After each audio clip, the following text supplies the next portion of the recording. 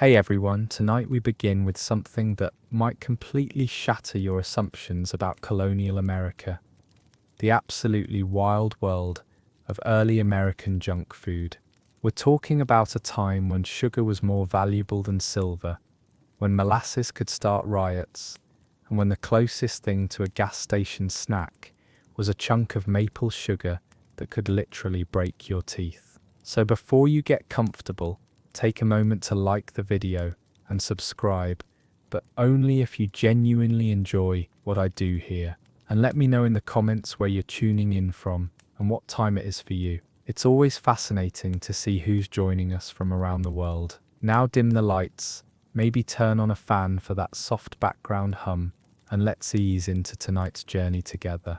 Picture this, it's 1740, you're walking through Boston, and your stomach is growling. You've got a few copper coins jingling in your pocket, and you want something sweet, something indulgent, something that'll give you that little rush of pleasure that makes the hard colonial life just a bit more bearable.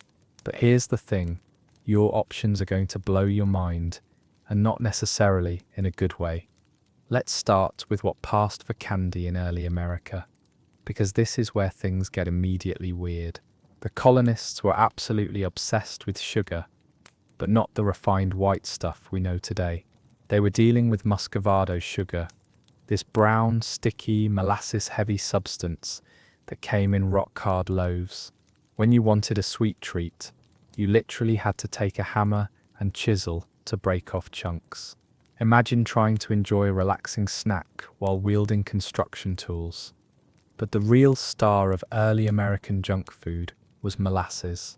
This thick, dark syrup wasn't just an ingredient, it was practically a food group. Colonists would eat it straight from the barrel with a spoon, spread it on bread like we do peanut butter, and mix it into everything they could think of.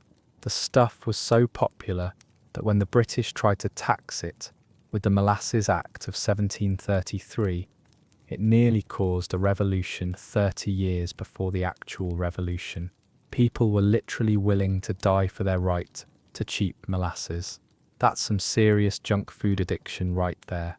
Now, if you were lucky enough to live near a maple grove, you had access to what was essentially colonial crack, maple sugar. But this wasn't the cute little maple candy shapes you see at tourist shops. This was serious business. Native Americans had been perfecting the art of maple syrup production long before Europeans arrived, and they taught the colonists how to tap trees and boil down the sap. The result was maple sugar so hard it could double as a weapon. Colonists would carry chunks of it in their pockets, and when they wanted a sweet fix, they'd suck on these rock-hard pieces like the world's most dangerous lollipops. The process of making maple sugar was absolutely brutal.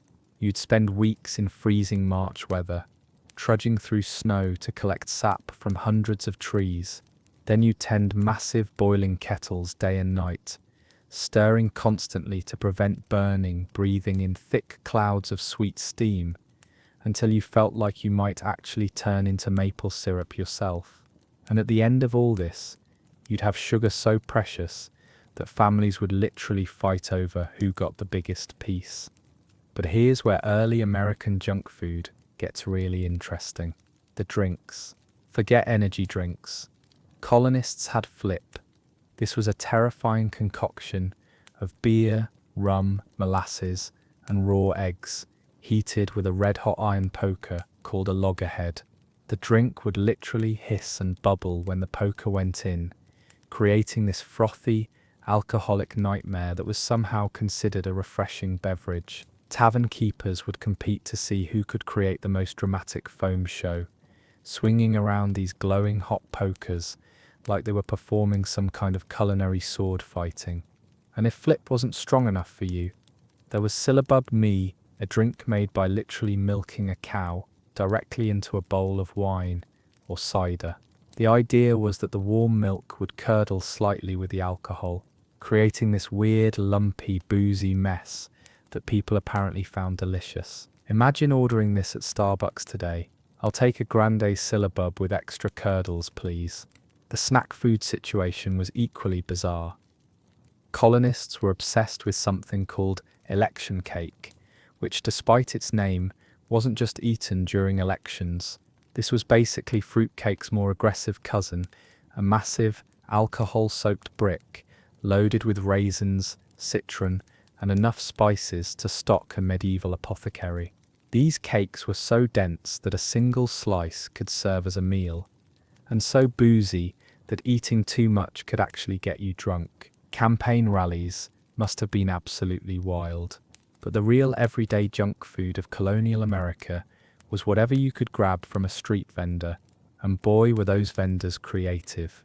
In cities like New York and Philadelphia, you'd find people selling pepper cake, basically gingerbread so loaded with black pepper that it would make your eyes water.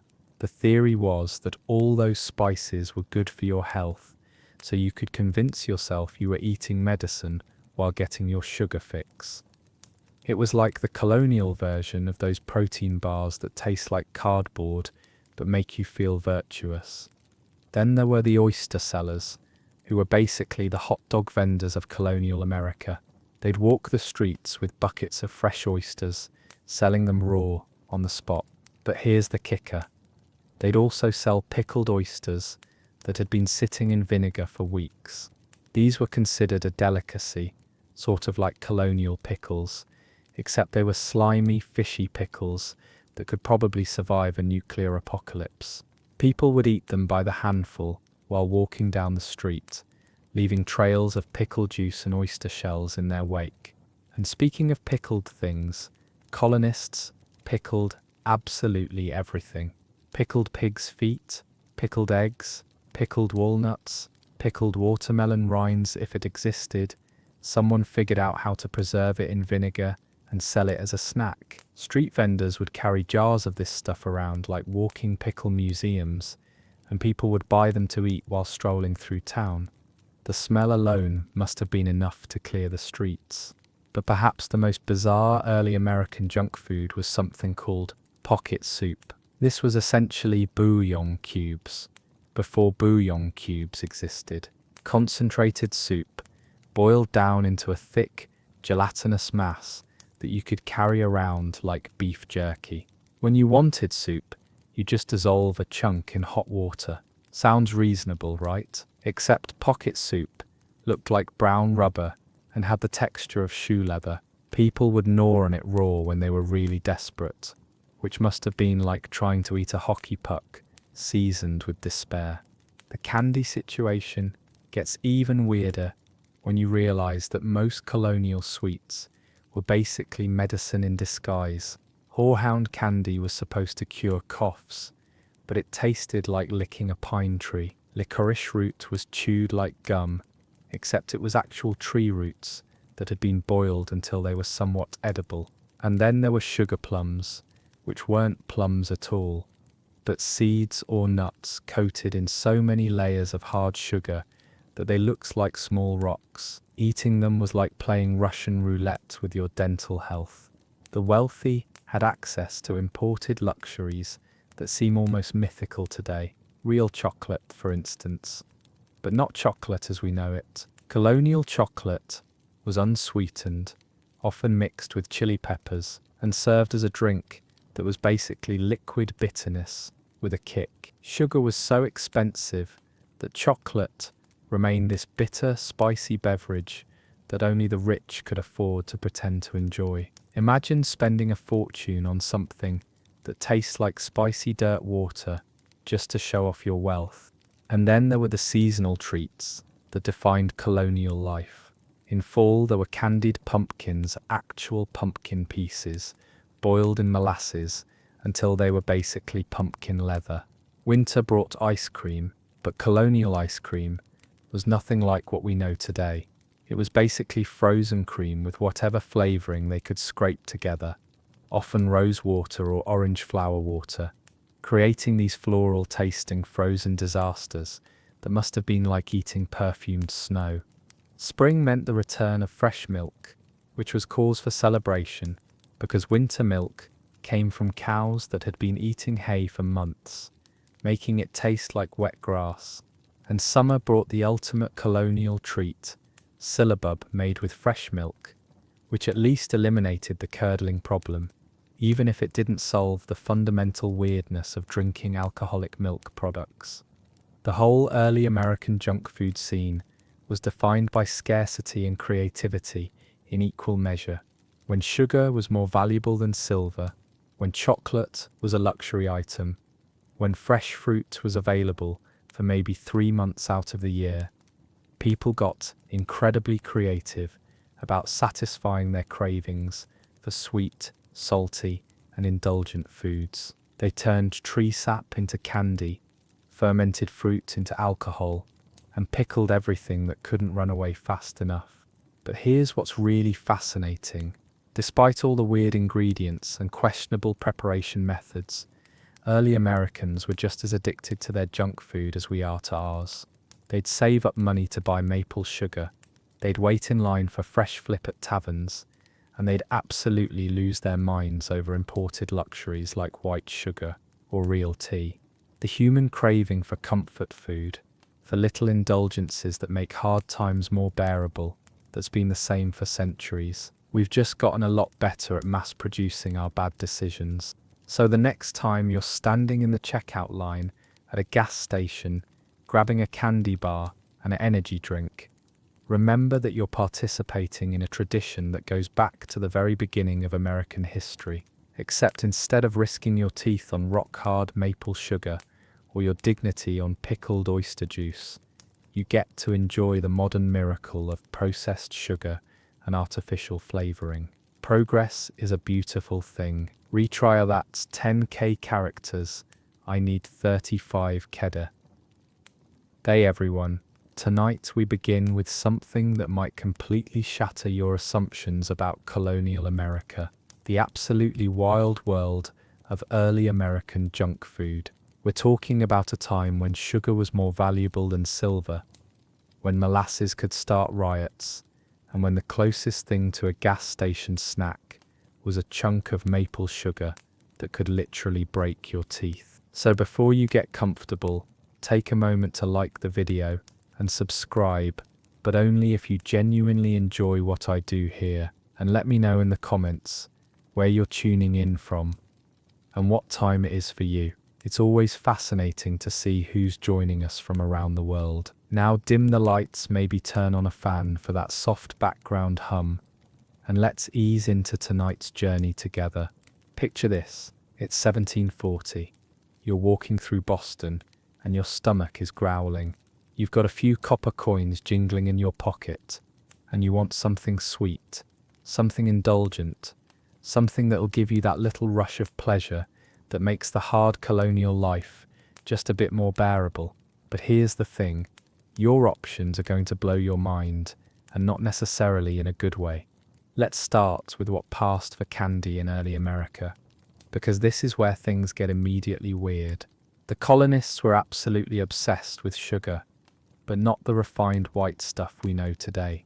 They were dealing with muscovado sugar, this brown, sticky, molasses-heavy substance that came in rock-hard loaves weighing anywhere from 5 to 20 pounds. When you wanted a sweet treat, you literally had to take a hammer and chisel to break off chunks. Imagine trying to enjoy a relaxing snack while wielding construction tools. Families would gather around these sugar loaves like they were dismantling furniture, taking turns with the hammer while trying not to send razor-sharp sugar shards flying across the room. The sugar itself was nothing like what we used to.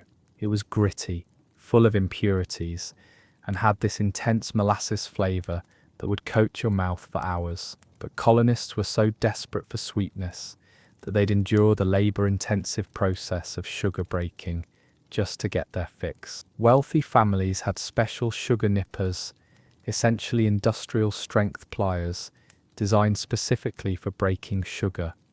But most people made do with whatever blunt instruments they had lying around. Kitchen accidents involving sugar preparation were probably more common than we'd like to imagine. But the real star of early American junk food was molasses. This thick, dark syrup wasn't just an ingredient, it was practically a food group. and the colonists' relationship with it bordered on the obsessive. Molasses came in barrels that weighed hundreds of pounds, shipped up from the Caribbean, where sugar plantations were producing it as a byproduct of sugar refining. The stuff was so thick you could practically walk on it, and it had this intensely complex flavor, sweet, bitter, almost smoky, with undertones that could range from caramel to something that tasted vaguely like burnt wood. Colonists would eat molasses straight from the barrel with a spoon, which sounds pleasant until you realize that colonial spoons were often made of pewter or wood, and molasses was so sticky that getting it off the spoon required serious commitment. They'd spread it on bread like we do peanut butter, except molasses would soak through bread and drip everywhere, creating these sticky disasters that attracted every fly within a 5-mile radius. They mixed it into porridge, stirred it into beer, and used it as a glaze for everything from ham to cornbread. The obsession with molasses went way beyond just eating it.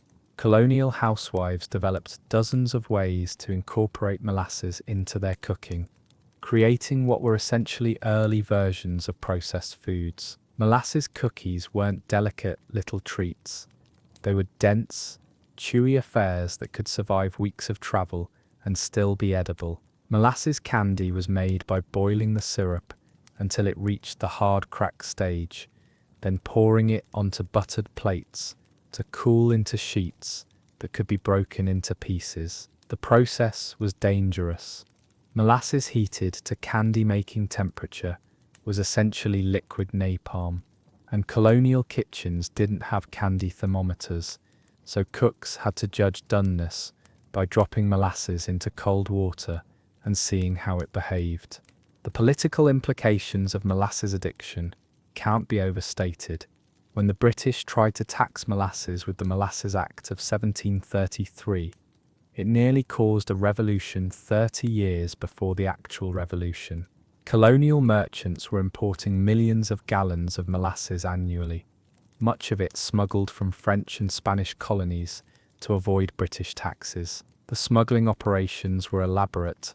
Ships would dock at remote coves in the middle of the night, transferring barrels of molasses by moonlight, while lookouts watched for British customs officials. People were literally willing to risk imprisonment and financial ruin for their right to cheap molasses. That's some serious junk food addiction right there.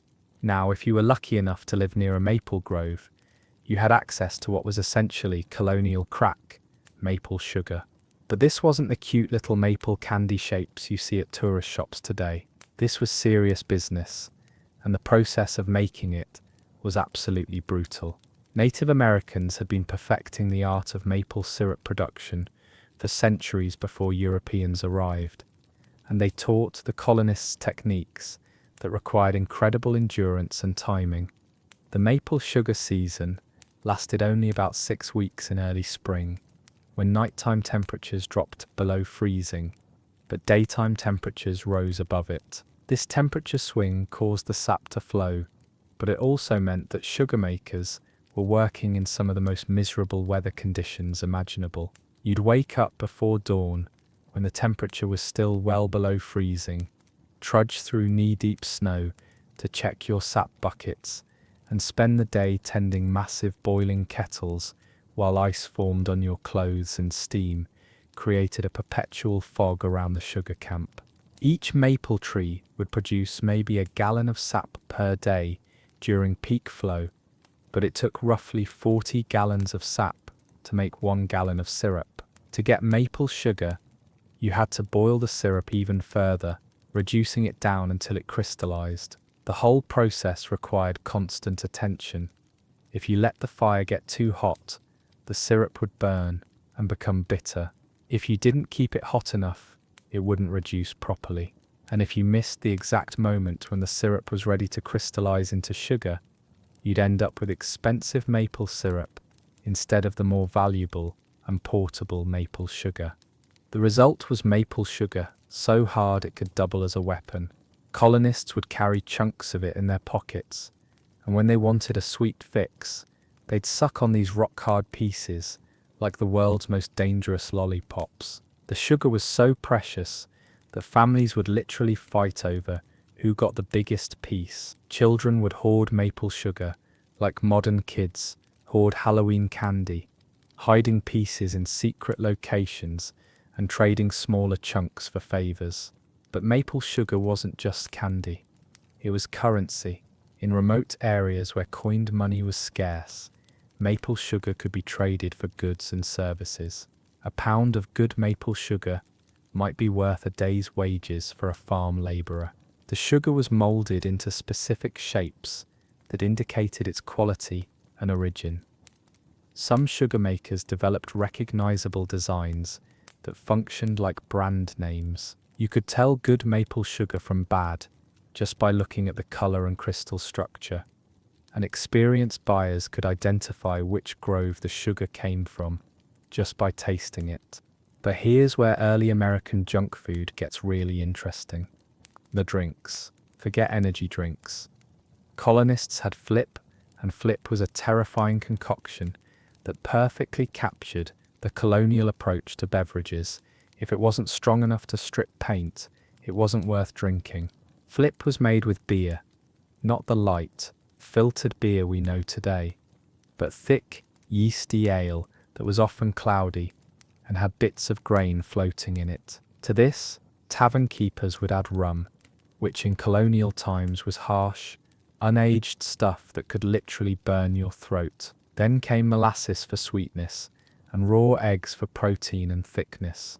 The preparation of Flip was where things got really dramatic. Tavern keepers used red-hot iron pokers called loggerheads, which they'd heat in the fireplace until they glowed. When someone ordered Flip, the barkeeper would plunge this glowing poker directly into the drink, causing it to hiss and bubble violently. The drink would foam up like a volcano, creating this frothy, alcoholic nightmare that somehow passed for a refreshing beverage. The smell was intense. Hot beer, caramelizing molasses, and the metallic scent of the red-hot iron all mixing together in a cloud of steam. Different taverns developed signature techniques for Flip preparation. Some would swing the loggerhead around in the mug to create more dramatic effects. Others would use multiple pokers to get the temperature just right. The best Flip makers could create elaborate foam patterns and even write letters in the foam before it settled.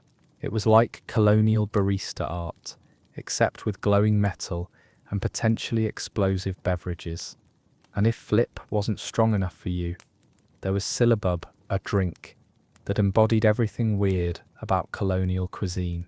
The traditional method for making syllabub involved literally milking a cow directly into a bowl of wine or cider. The idea was that the warm milk would curdle slightly with the alcohol, creating this weird, lumpy, boozy mess that people apparently found delicious. The technique required perfect timing. You had to milk the cow at just the right speed to create the proper amount of foam, and the wine had to be at exactly the right temperature to cause controlled curdling without completely separating. Urban syllabub makers who didn't have access to cows developed alternative methods that were somehow even weirder. They'd heat milk to specific temperatures, then pour it from increasingly dramatic heights into bowls of wine, trying to recreate the natural foaming action of direct milking. Some establishments had special syllabub fountains, elaborate contraptions that would spray warm milk into wine from various angles, creating what was essentially an alcoholic milk splash zone. The social aspects of syllabub consumption were fascinating. It was considered a refined drink, something that sophisticated people ordered to demonstrate their worldliness. Wealthy colonists would host syllabub parties, where guests would gather around while a cow was milked directly into their wine glasses. These events were considered the height of entertainment, which says something about colonial social life. Imagine explaining this to your friends today. Hey, want to come over and watch me milk a cow into some Chardonnay? The snack food situation was equally bizarre, and nothing captured colonial snack culture quite like election cake. Despite its name, Election cake wasn't just eaten during elections, it was a year-round obsession that perfectly demonstrated colonial attitudes toward food preservation and intoxication. These weren't cakes in any modern sense. They were massive, alcohol-soaked bricks that could weigh 20 pounds or more and contained enough booze to stock a small bar. The process of making election cake was a community event that required days of preparation.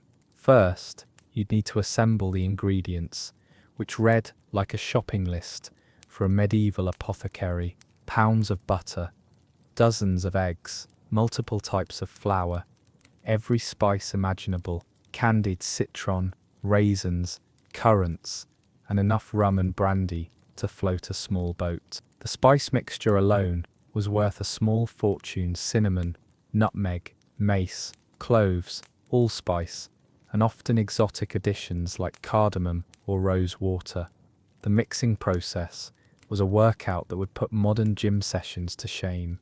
Colonial cooks didn't have electric mixers, so everything was done by hand with wooden spoons and pure arm strength. Mixing an election cake batter could take hours of continuous stirring, and families would take turns to prevent anyone from collapsing from exhaustion. The finished batter was so thick and dense that it could barely be poured. It had to be spooned and pressed into the baking pans. But here's the really wild part. These cakes were designed to age like wine. A properly made election cake could last for months, actually improving in flavour as the alcohol continued to soak into the dense cake structure. Families would make election cakes in the fall and store them in root cellars or cold pantries, wrapped in alcohol-soaked cloths that were refreshed regularly. By the time election season rolled around, these cakes had developed complex flavours that bordered on the psychedelic. The serving of election cake was a ritual in itself. The cakes were so dense that cutting them required serious sawing action, and a single slice could serve as a complete meal. They were so boozy that eating too much could actually get you drunk, which made political rallies absolutely wild affairs.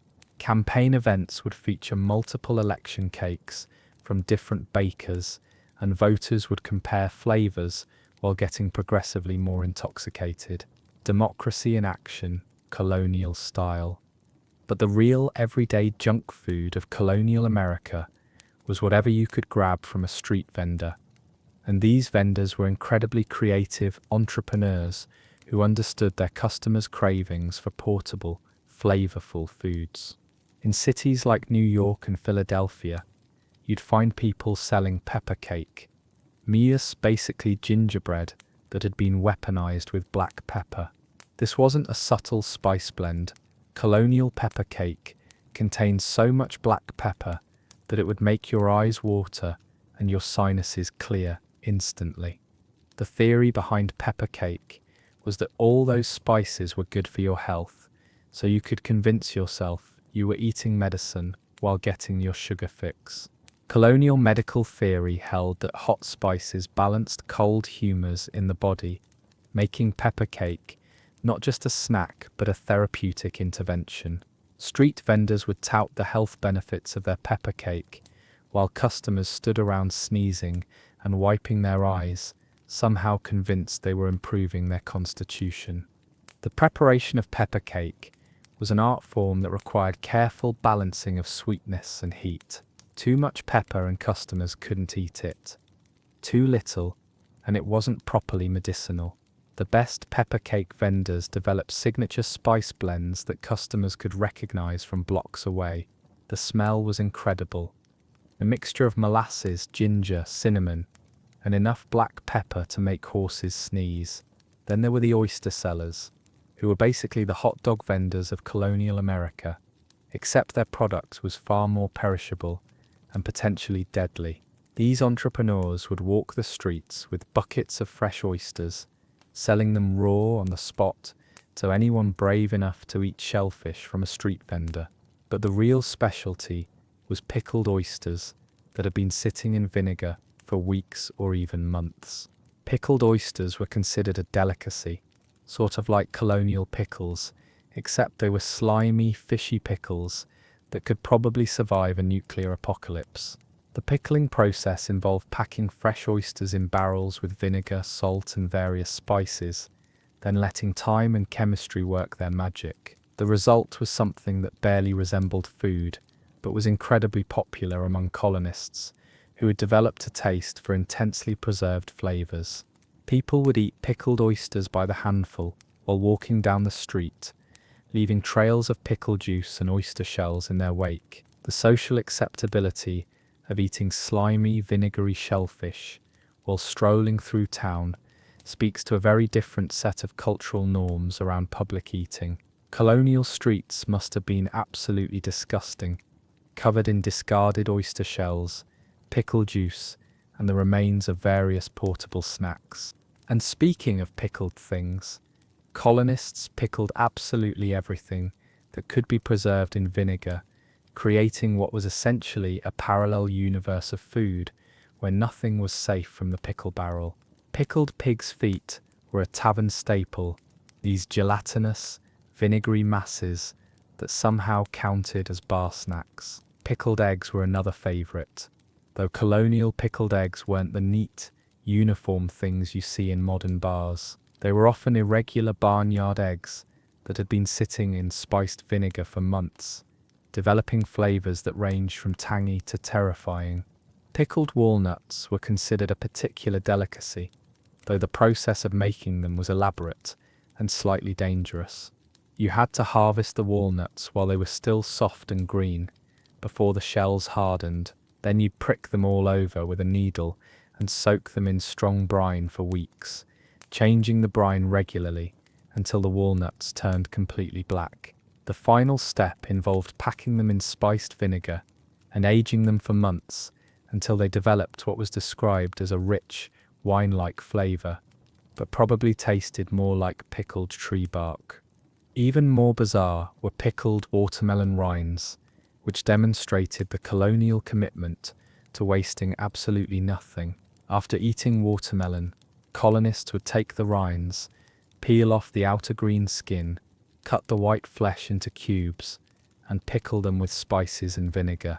The result was a crunchy, sweet and sour snack that actually wasn't terrible, though the idea of eating watermelon garbage seems weird by modern standards. Street vendors would carry jars of this stuff around like walking pickle museums, and people would buy them to eat while strolling through town. The variety was incredible.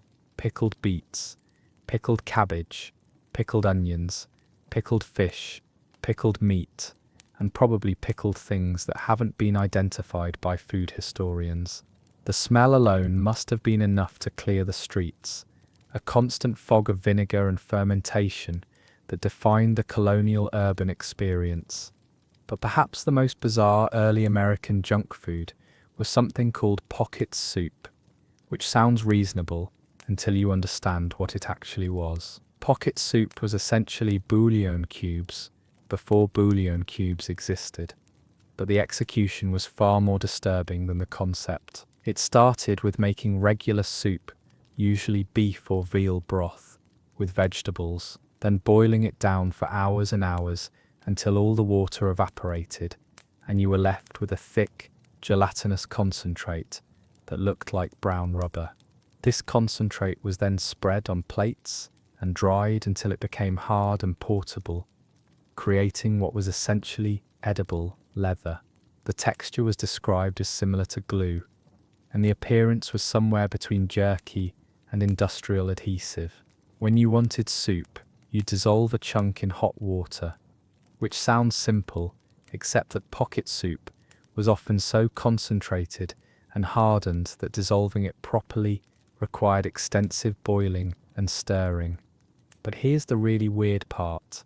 People would eat pocket soup raw when they were desperate or just wanted a quick protein hit. Imagine gnawing on what was essentially dehydrated broth leather, trying to extract nutrition from something that had the texture of a hockey puck and the flavour of concentrated desperation. Travellers and soldiers carried pocket soup because it was lightweight and nutritious, but consuming it must have been like trying to eat seasoned cardboard. The manufacturing of pocket soup was an art form that required precise timing and temperature control. You had to boil the original soup long enough to concentrate the flavors without burning the bottom of the pot. The drying process was equally critical. Too much moisture, and the soup would spoil; too little, and it would become impossible to dissolve. Successful pocket soup makers developed techniques that were closely guarded trade secrets, creating products that could last for years without refrigeration. The candy situation gets even weirder when you realize that most colonial sweets were basically medicine in disguise, reflecting the era's belief that food and medicine were essentially the same thing. Horehound candy was supposed to cure coughs and respiratory ailments, but it tasted like licking a pine tree that had been soaked in medicinal syrup. The horehound plant itself was bitter and astringent, with a flavor that most modern people would find absolutely revolting, but colonists convinced themselves it was therapeutic. Licorice root was chewed like gum, except it was actual tree roots that had been boiled until they were somewhat edible. The roots were fibrous and tough, requiring serious jaw strength to extract any flavor. People would walk around chewing on these root segments, like colonial tobacco, gradually wearing them down while trying to access the sweet, medicinal compounds inside. The social image of colonial Americans constantly gnawing on tree roots adds a particularly primitive element to early American culture. And then there were sugar plums, which weren't plums at all, but seeds or nuts coated in so many layers of hard sugar that they looked like small rocks. The process of making sugar plums was incredibly labor-intensive. You'd start with a seed or small nut, then repeatedly dip it in hot sugar syrup, allowing each layer to harden before adding the next. A single sugar plum might have 30 or 40 layers of sugar, built up over days or weeks of careful coating. Eating sugar plums was like playing Russian roulette with your dental health. The sugar coating was so hard that biting into it could crack teeth, but if you tried to suck on them, they'd last for hours and coat your mouth with an almost unbearable sweetness. Colonial dentistry being what it was, losing teeth to candy was a real occupational hazard of sugar plum consumption. The wealthy had access to imported luxuries that seem almost mythical today, and their relationship with these exotic foods reveals fascinating aspects of colonial social hierarchy. Real chocolate, for instance, existed in colonial America, but it bore no resemblance to modern chocolate. Colonial chocolate was unsweetened, often mixed with chili peppers, cinnamon, and other spices, and served as a drink that was basically liquid bitterness with a kick. The preparation of chocolate was an elaborate ritual that demonstrated wealth and sophistication. Chocolate beans had to be roasted, ground, and mixed with hot water or milk, using special equipment. Chocolate pots with built-in stirring mechanisms that kept the heavy chocolate from settling. The drink was often frothy and thick, with a layer of cocoa butter that would form on top. Sugar was so expensive that chocolate remained this bitter, spicy beverage that only the rich could afford to pretend to enjoy.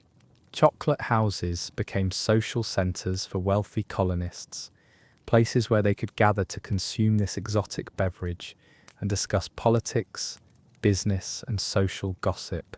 The atmosphere was probably similar to coffee houses, except the primary beverage was an acquired taste that most people probably found disgusting.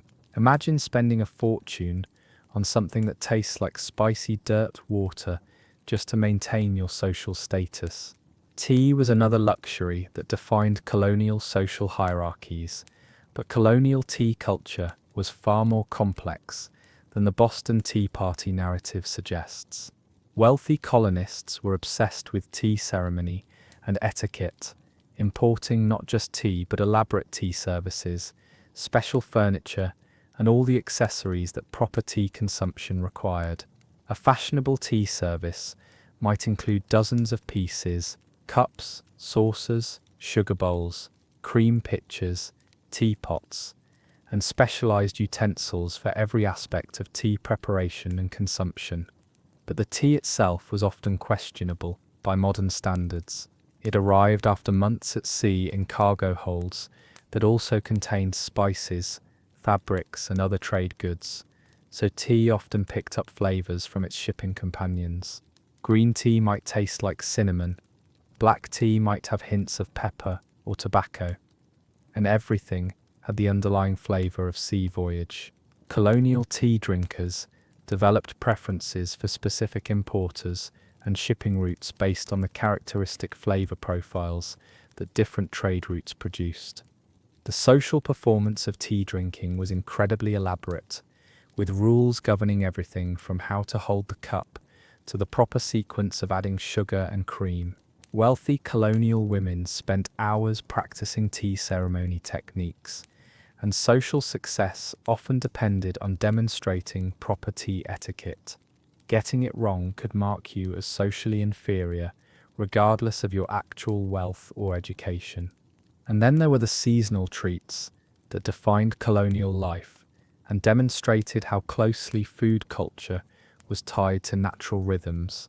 In fall, there were candied pumpkins, actual pumpkin pieces, boiled in molasses until they became essentially pumpkin leather. The process was similar to making fruit leather, except with pumpkin, which created a tough, chewy substance that tasted like concentrated autumn. These candied pumpkins could last through the winter, providing a sweet reminder of harvest season during the long, cold months. Winter brought ice cream, but colonial ice cream was nothing like what we know today. First, you needed ice, which meant either cutting it from frozen ponds and storing it in insulated ice houses, or living in a climate cold enough to freeze cream naturally. The ice cream itself was basically frozen cream with whatever flavoring they could scrape together, often rose water or orange flower water, creating these floral-tasting frozen disasters that must have been like eating perfumed snow. The process of making ice cream was labor-intensive and required perfect timing. You'd mix cream with sugar and flavorings, then pack the mixture in a container surrounded by ice and salt. The salt lowered the freezing point of the ice, creating temperatures cold enough to freeze the cream, but you had to stir constantly to prevent large ice crystals from forming. Colonial ice cream makers didn't have mechanical churns, so this was all done by hand, requiring hours of stirring in freezing conditions. Spring meant the return of fresh milk, which was cause for celebration because winter milk came from cows that had been eating hay and stored feed for months, making it taste like wet grass with undertones of barn. Fresh spring milk, from cows finally able to graze on new grass, was like a completely different beverage, sweet, rich, and clean tasting. The contrast was so dramatic that colonists would plan celebrations around the first fresh milk of spring, and summer brought the ultimate colonial treat, syllabub made with fresh milk, which at least eliminated the curdling problem, even if it didn't solve the fundamental weirdness of drinking alcoholic milk products. Summer syllabub parties were major social events, combining the novelty of fresh dairy with the social lubrication of alcohol. These gatherings could last for hours, with guests consuming enormous quantities of milk-based alcoholic beverages while trying to maintain their dignity and social standing. The whole early American junk food scene was defined by scarcity and creativity in equal measure, creating a food culture that was simultaneously innovative and deeply weird. When sugar was more valuable than silver, when chocolate was a luxury item, when fresh fruit was available for maybe 3 months out of the year, people got incredibly creative about satisfying their cravings for sweet, salty, and indulgent foods. They turned tree sap into candy, fermented fruit into alcohol, pickled everything that couldn't run away fast enough, and developed preservation techniques that created entirely new categories of food. But here's what's really fascinating. Despite all the weird ingredients and questionable preparation methods, early Americans were just as addicted to their junk food as we are to ours. They'd save up money for months to buy maple sugar. They'd wait in line for fresh flip at taverns, and they'd absolutely lose their minds over imported luxuries like white sugar or real tea. The human craving for comfort food, for little indulgences that make hard times more bearable, for the social connection that comes from sharing food experiences, that's been the same for centuries. We've just gotten a lot better at mass producing our bad decisions and making them slightly less likely to kill us. So the next time you're standing in the checkout line at a gas station, grabbing a candy bar and an energy drink, remember that you're participating in a tradition that goes back to the very beginning of American history. Except instead of risking your teeth on rock-hard maple sugar, your sobriety on alcoholic milk drinks, or your dignity on pickled oyster juice, you get to enjoy the modern miracle of processed sugar, artificial flavoring, and food safety regulations. Progress is a beautiful thing, even when it comes to junk food. Why medieval people slept with their animals sounds like the setup to a joke, but the reality was far more practical and far more intimate than you might imagine. We're talking about an era when the line between human and animal living spaces wasn't just blurred, nasty, it was completely non-existent. Your bedroom wasn't just where you slept, it was a carefully orchestrated survival strategy that could mean the difference between waking up in the morning or freezing to death in your own bed. Picture yourself as a medieval peasant in 1300s England. It's October, and you can already feel winter creeping in through every crack in your one-room house. The walls are made of wattle and daub, basically sticks woven together and covered with a mixture of mud, straw, and animal dung. This sounds disgusting by modern standards, but it was actually quite effective insulation when properly maintained.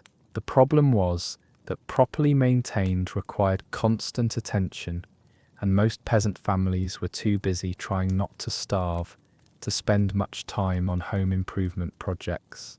Your roof is thatch, which is great for keeping out rain when it's new, but after a few seasons, it becomes a soggy, rotting mess that drips constantly and provides excellent housing for mice, rats, and various insects that you'd rather not think about. The thatch is alive with creatures, not just the mice, but beetles, spiders, and occasionally birds that have decided your roof makes an excellent nesting site. At night, you can hear them scurrying around above your head, occasionally dropping bits of straw or less pleasant surprises onto your sleeping area.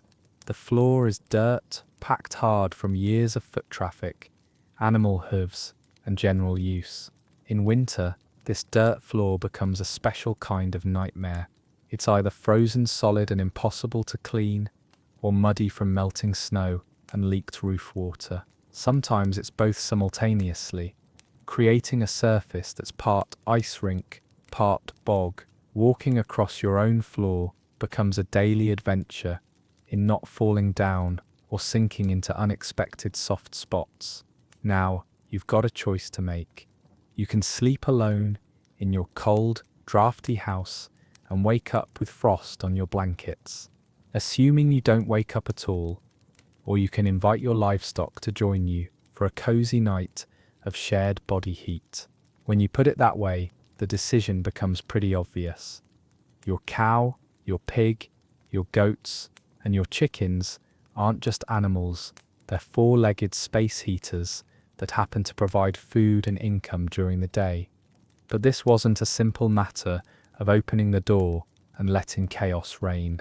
The logistics of medieval co-sleeping with animals were surprisingly sophisticated, developed over generations of trial and error by families who couldn't afford to get it wrong. A single mistake in animal management could result in injury, property damage, or worse, the loss of valuable livestock that represented a family's entire economic foundation. The typical arrangement involved what was called a longhouse, a single building that served multiple functions, with carefully designated areas for different activities.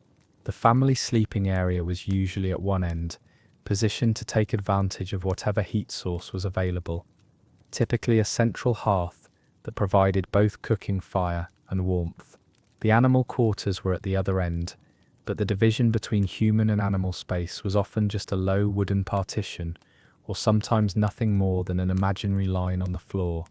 During the coldest months, these boundaries would basically disappear as survival trumped social conventions. Families would bring their most valuable animals, usually a cow or a few goats, right into the main living area, creating what was essentially a medieval slumber party with livestock. The integration was so complete that animals became part of the household's daily rhythm, not just guests, but permanent residents with their own established roles and territories. The sleeping arrangements were carefully choreographed based on each animal's heating potential, behavioral quirks, and practical requirements. This wasn't random. Medieval families developed detailed knowledge of animal behavior that would impress modern veterinarians. They understood which animals were compatible with each other, which ones needed space to move around at night, and which ones could be trusted to sleep near children without posing any danger.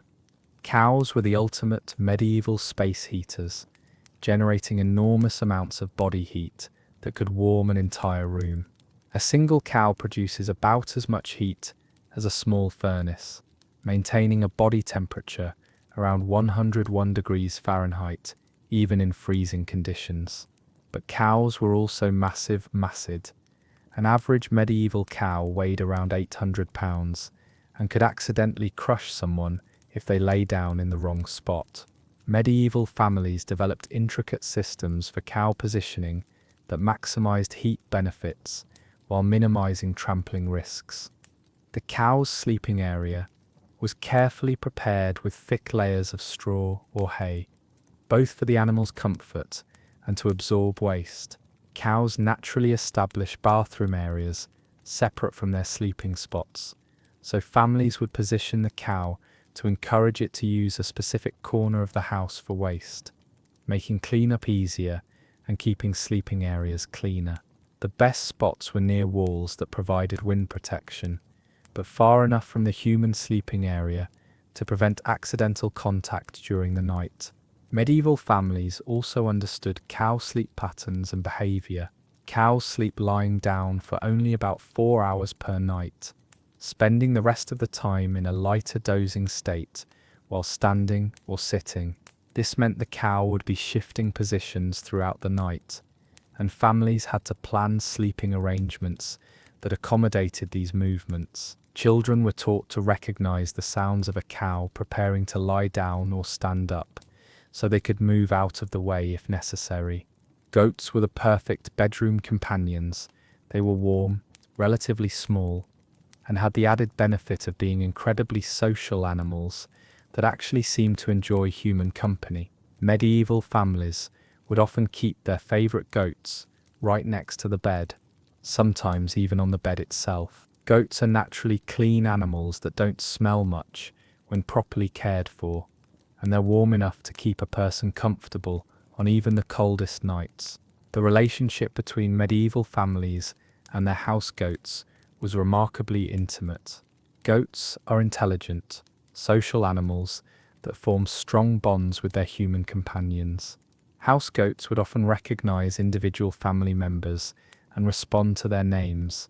Children would play with the goats during the day and sleep with them at night, developing relationships that were part pet ownership, part survival partnership. Goats also served as excellent alarm systems.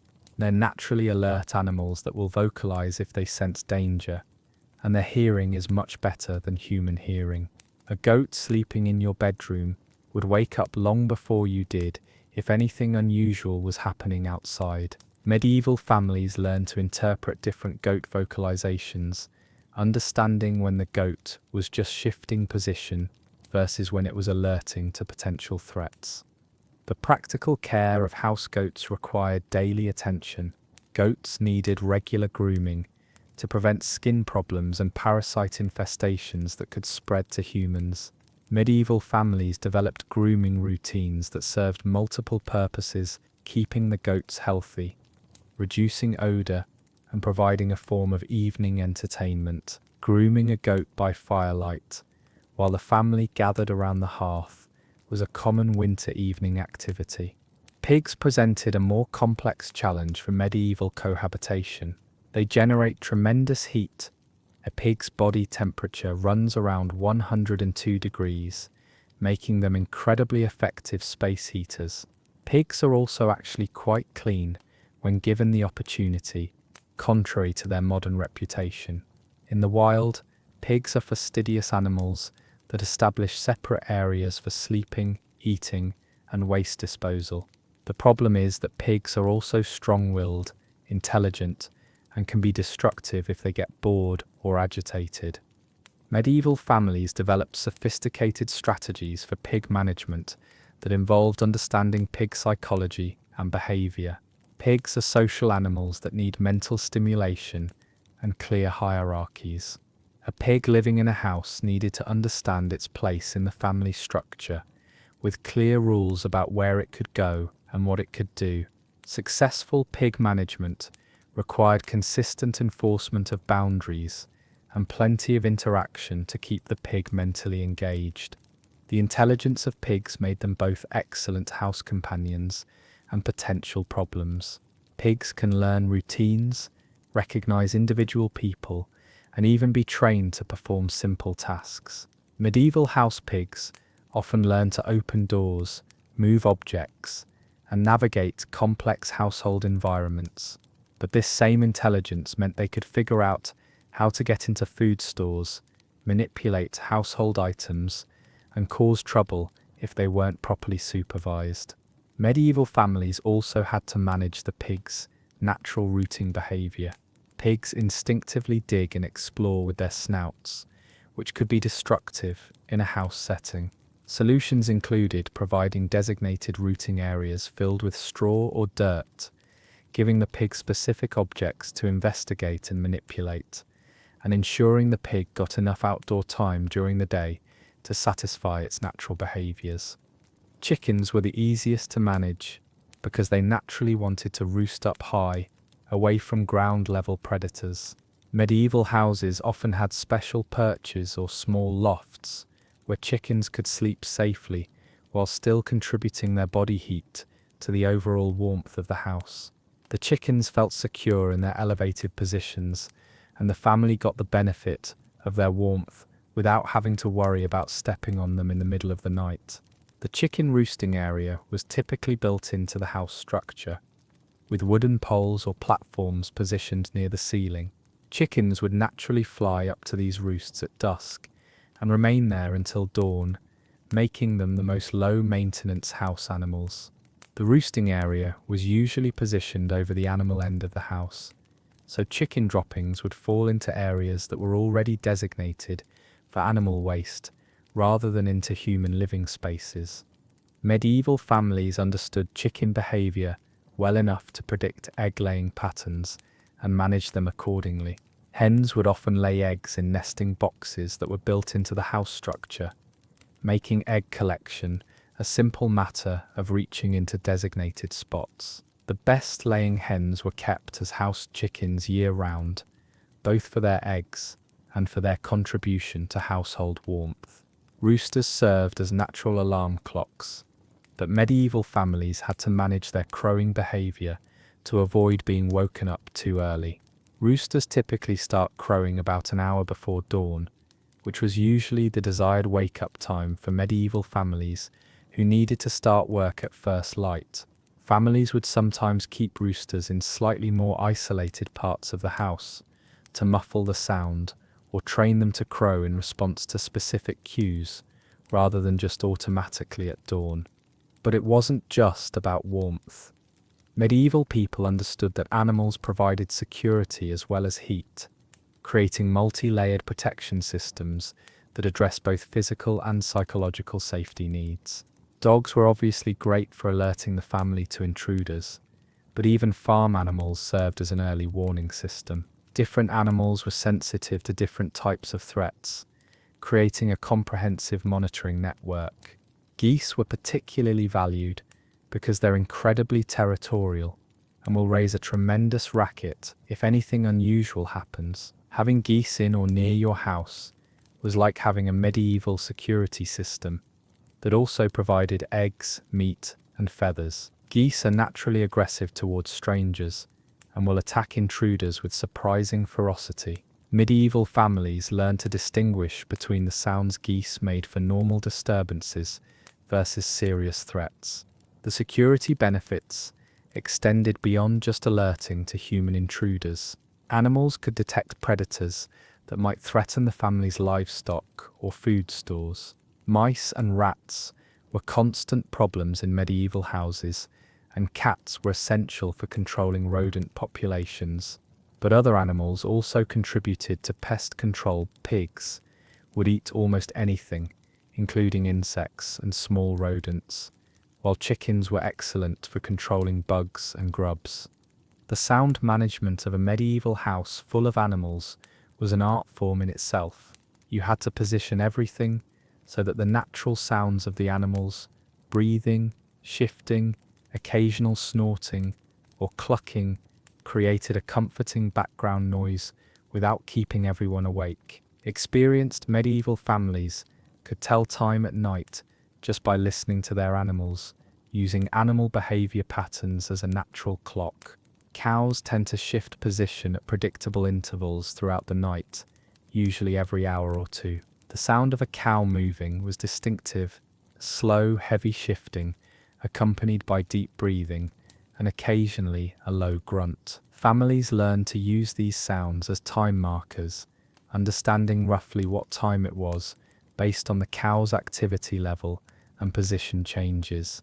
Chickens make specific sounds at different times of night, with distinct vocalizations for settling down, deep sleep, and preparing to wake up. Medieval families could distinguish between the soft clucking sounds of chickens getting comfortable and the more urgent sounds that indicated something was wrong. Roosters had complex crowing patterns that varied based on season, weather, and their individual personalities. Pigs have their own sleep schedules that become recognizable over time. Pigs are actually quite vocal sleepers, making snoring sounds, grunts, and occasional squeals as they dream. Medieval families learned to interpret these sounds, understanding when they indicated normal sleep versus discomfort or illness. A pig that was sleeping poorly often meant something was wrong with the house environment. Too cold, too hot, too crowded, or some other problem that needed attention. The smell situation was far more manageable than you might expect, mainly because medieval people were incredibly practical about hygiene and animal care. They understood that clean animals smell much less than dirty animals, so they developed efficient systems for keeping their cohabitating livestock as clean as possible. This wasn't just about comfort. Sick or dirty animals were less effective as heat sources and more likely to spread disease to the human family members. Straw was changed regularly, often daily, for house animals. Fresh straw not only absorbed waste and moisture, but also provided insulation and comfort for both animals and humans. Medieval families would collect straw throughout the harvest season, storing enormous quantities for winter use. The quality of straw made a significant difference. Fresh, dry straw was much more effective than old, damp straw that had begun to decompose. Animals were brushed and groomed regularly, both for health reasons and to reduce odor. Grooming served multiple purposes. It removed dirt and parasites, distributed natural oils through the animal's coat, provided human-animal bonding time, and helped identify health problems early. Medieval families developed grooming tools from available materials: combs made from wood or bone, brushes made from bundled twigs, and scraping tools for removing mud and debris. The house itself was designed with adequate ventilation to prevent the buildup of odors and moisture. Medieval builders understood the importance of air circulation especially in houses that contained both humans and animals.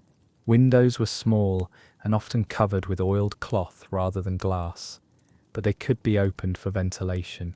Gaps between wallboards and around doors provided additional air circulation, though these same gaps also let in cold air during winter. Medieval people also knew which animals were naturally cleaner than others, and planned their house arrangements accordingly.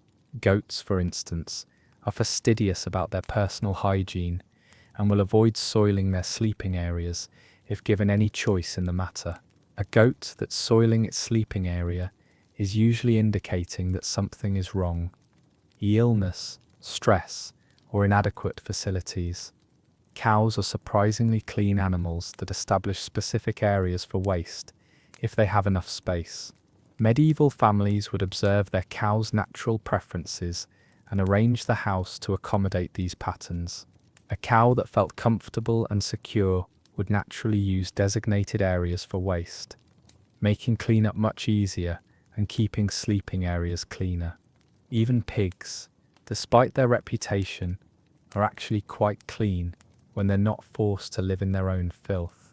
Pigs naturally prefer to keep their sleeping areas separate from their bathroom areas, and they'll maintain this separation if given adequate space and proper facilities. The medieval reputation of pigs as dirty animals came largely from poor pig management rather than natural pig behavior. The health benefits of sleeping with animals extended beyond just warmth and security. Medieval people understood that animals could provide emotional comfort during difficult times, though they wouldn't have used modern psychological terminology to describe these benefits. A sick child might sleep with a favorite goat for warmth and companionship, and the combination of physical warmth and emotional comfort often seemed to help with recovery. Elderly people often slept with small animals that provided not just heat, but also a sense of purpose and connection. Caring for a house goat or pig gave elderly family members meaningful work and companionship, helping them maintain their role in the household even when they could no longer do heavy physical labor. The animals in turn benefited from the consistent attention and care that elderly caretakers could provide. The psychological benefits of animal companionship were recognized and valued, even if they weren't understood in modern scientific terms. Medieval people observed that families with house animals seemed to cope better with stress, isolation, and hardship. The daily routines of animal care provided structure and purpose, while the animals themselves provided comfort and entertainment during long winter months when outdoor work was impossible. But the most fascinating aspect of medieval human-animal cohabitation was how it shaped family dynamics and social relationships. Caring for animals that lived in your house required cooperation and coordination among all family members. Everyone had specific responsibilities, and the success of the arrangement depended on everyone fulfilling their roles consistently. This created strong family bonds and clear hierarchies based on age, ability, and experience. Children learned responsibility by helping to manage the animals, starting with simple tasks like collecting eggs or carrying water, and gradually taking on more complex responsibilities as they grew older. Young children might be responsible for feeding chickens or grooming goats, while older children learned to manage larger animals like cows and pigs. These responsibilities weren't just chores, they were essential life skills that determined the family's survival and prosperity. The animal care responsibilities also created opportunities for knowledge transfer between generations. Grandparents would teach grandchildren about animal behavior, healthcare, and management techniques that had been developed over decades of experience. This knowledge was incredibly valuable and couldn't be learned from books. It required hands-on experience and careful observation over time.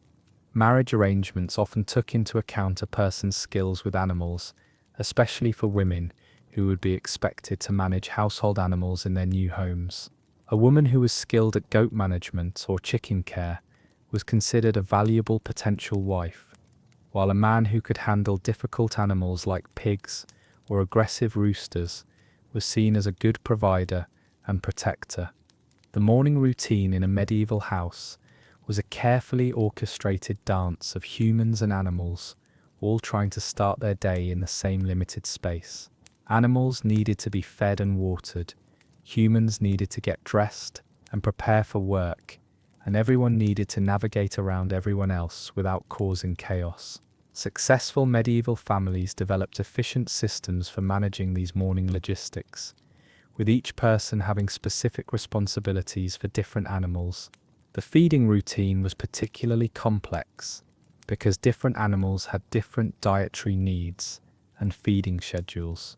Chickens needed to be fed first because they were most active at dawn and would become agitated if not fed promptly. Goats required fresh water and hay, but they were also browsers that needed variety in their diet. Cows needed large quantities of hay or other stored feed, plus access to water. Pigs could eat scraps and waste products, but they also needed proper nutrition to maintain their health and heat production. Water management was a constant challenge, especially in winter when water sources might freeze. Each animal needed access to clean water, but carrying water into the house and managing water containers in a space shared with animals required careful planning. Spilled water could freeze into dangerous ice patches, contaminate sleeping areas, or create mud that made the house uncomfortable for everyone. The evening routine was equally important, as animals needed to be settled and positioned for the night. Chickens would naturally roost at dusk, but they might need encouragement to use their designated roosting areas rather than settling wherever they happened to be. Goats needed to be brushed and checked for injuries or health problems before being positioned in their sleeping spots. Cows required the most management because of their size and the amount of space they needed. The seasonal rhythms of medieval life were largely determined by the needs of the animals sharing the living space. In spring, as the weather warmed up, animals could spend more time outside, giving families a chance to thoroughly clean their houses and make repairs. This was also when animals would start producing more eggs, milk, and offspring, creating additional work, but also additional resources for the family. Spring cleaning in a medieval house that had housed animals all winter was an enormous undertaking. All the straw had to be removed and replaced.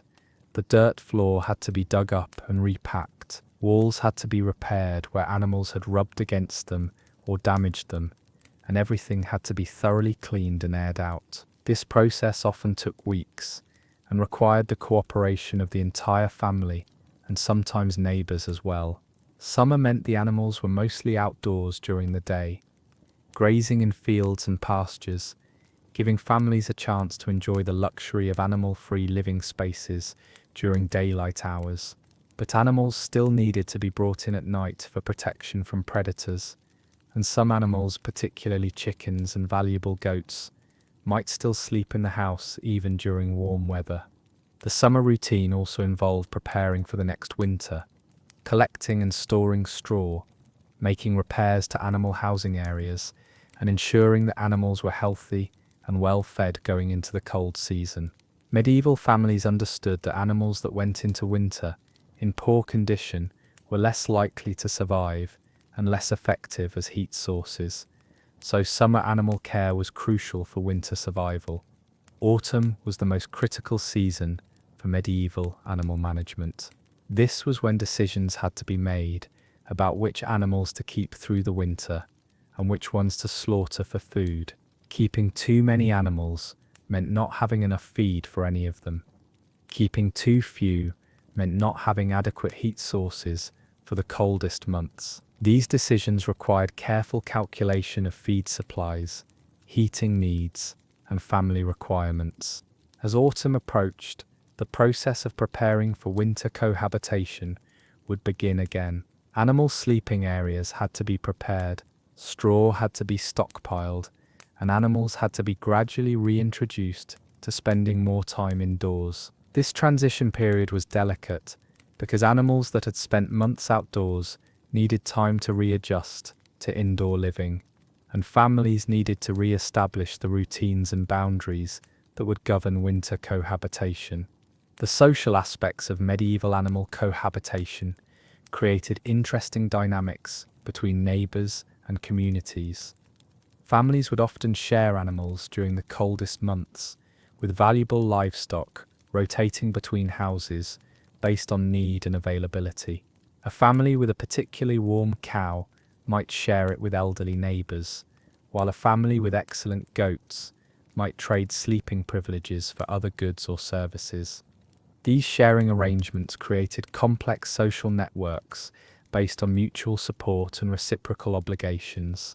Families that shared animals during hard times built relationships that could last for generations, while families that refused to share or failed to reciprocate could find themselves isolated and vulnerable during future crises.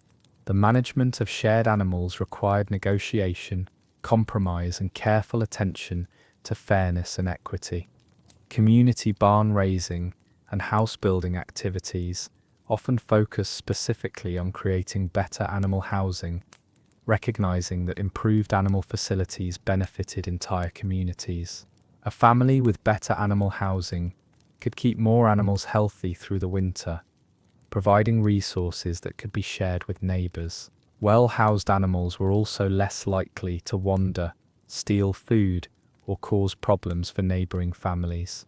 The legal and economic implications of medieval animal cohabitation were equally complex. Animals that lived in the house were considered more valuable than those that lived outside, both because they were in better condition and because they had become more integrated into the family's daily life. There were specific laws governing the ownership and care of house animals, and disputes over animal sleeping arrangements could become serious legal matters.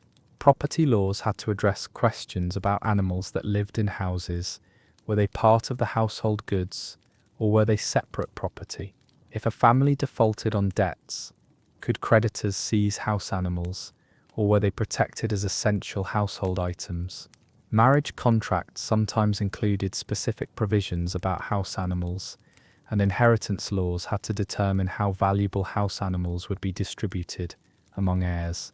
Insurance and risk management concepts, though not formalized as they are today, were built into medieval animal cohabitation practices. Families would often keep their most valuable animals in the house, not just for warmth, but to protect them from theft, predators, and natural disasters. A house animal was much less likely to be stolen or killed than an animal kept in an outdoor shelter, and families could respond much more quickly to health problems or injuries.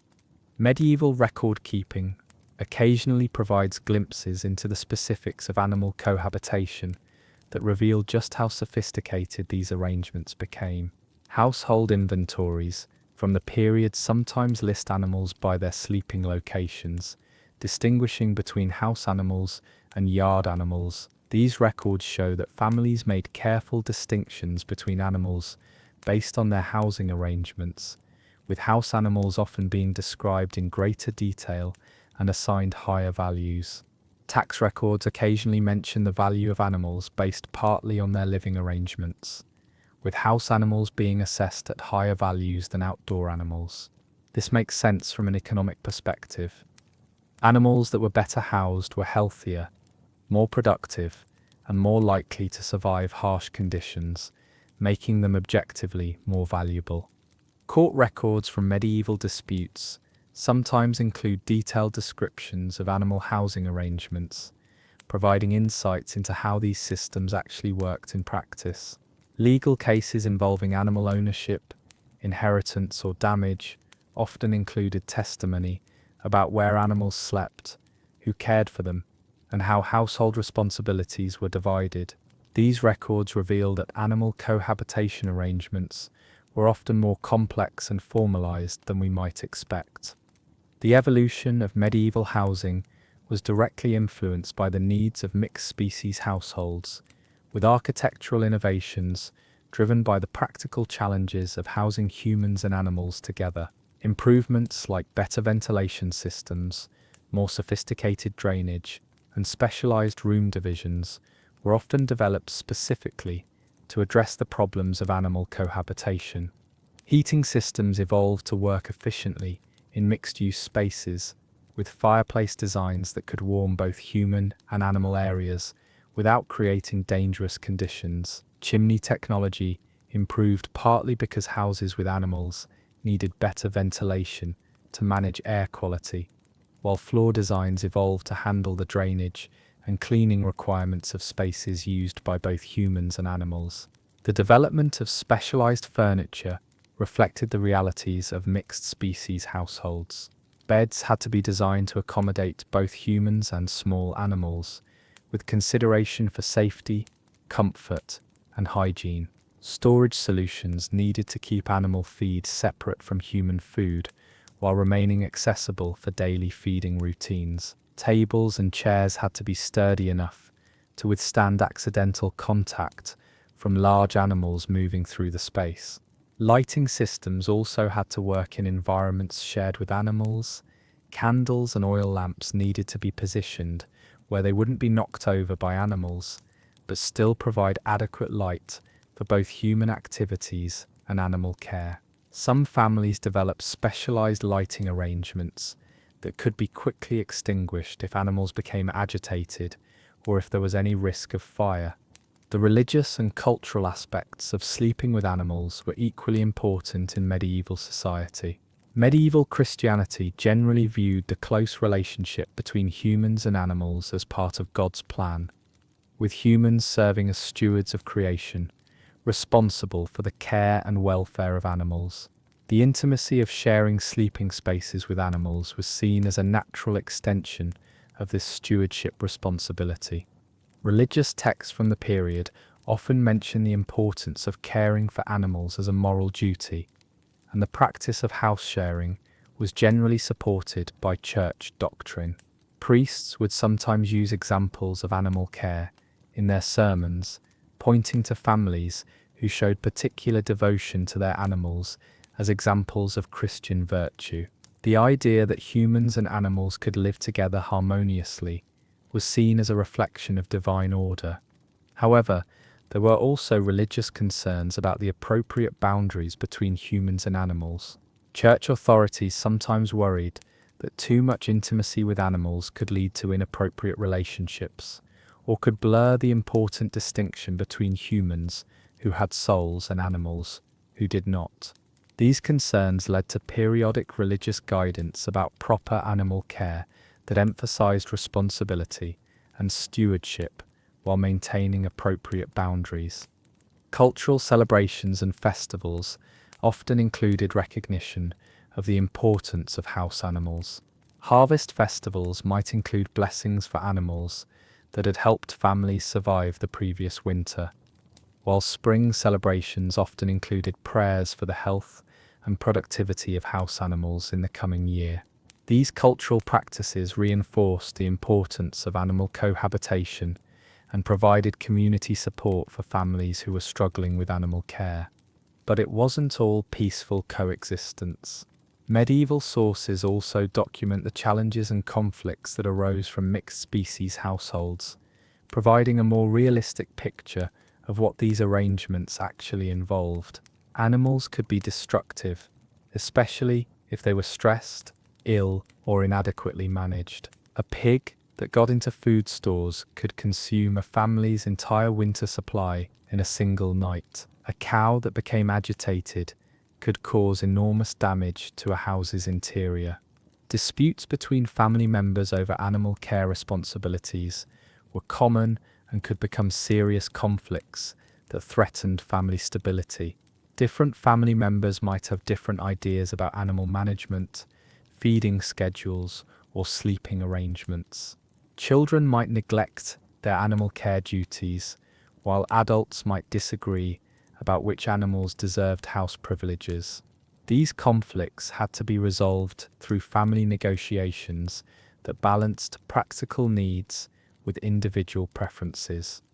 The constant presence of animals in living spaces created ongoing challenges for maintaining any semblance of privacy or quiet. Medieval families had to develop strategies for intimate conversations, private discussions, or personal activities in spaces that were constantly occupied by animals. The animals themselves were often highly social and interactive, making it difficult to ignore their presence or have purely human interactions. Health problems were another constant concern in mixed species households. Animals could carry diseases that spread to humans, while human illnesses could sometimes affect animals. Medieval families had to learn to recognize signs of illness in both humans and animals, and they needed strategies for isolating sick individuals without disrupting the entire household's warmth and security systems. Parasites were a particular problem in mixed species households. Fleas, lice, and other parasites could easily spread between humans and animals, creating infestations that were difficult to control. Medieval families developed various strategies for parasite control, including regular cleaning, the use of certain herbs and plants that repelled insects, and periodic treatment of both humans and animals with available remedies. The medical understanding of the time supported animal cohabitation for health reasons beyond just warmth, though this understanding was based on medieval medical theory rather than modern scientific knowledge. Medieval medical theory held that different animals possessed different humours or vital qualities that could benefit human health. Sleeping near certain animals was believed to help balance human humours and prevent illness. For example, goats were thought to have warm, dry humours that could benefit people with cold, wet constitutions. Cows were believed to have steady, grounding qualities that could help calm nervous or agitated individuals. Pigs were thought to have strong vital energies that could help strengthen weak or sickly people. While these theories were medically incorrect by modern standards, the practical health benefits of staying warm and reducing stress were very real. Medieval medical practitioners sometimes prescribed specific animal companionship for certain health conditions. A person suffering from melancholy might be advised to sleep with a cheerful goat, while someone with respiratory problems might benefit from the warm, humid air created by a cow's breathing. These prescriptions reflected both medical theory and practical observation of how animal companionship seemed to affect human health and well-being.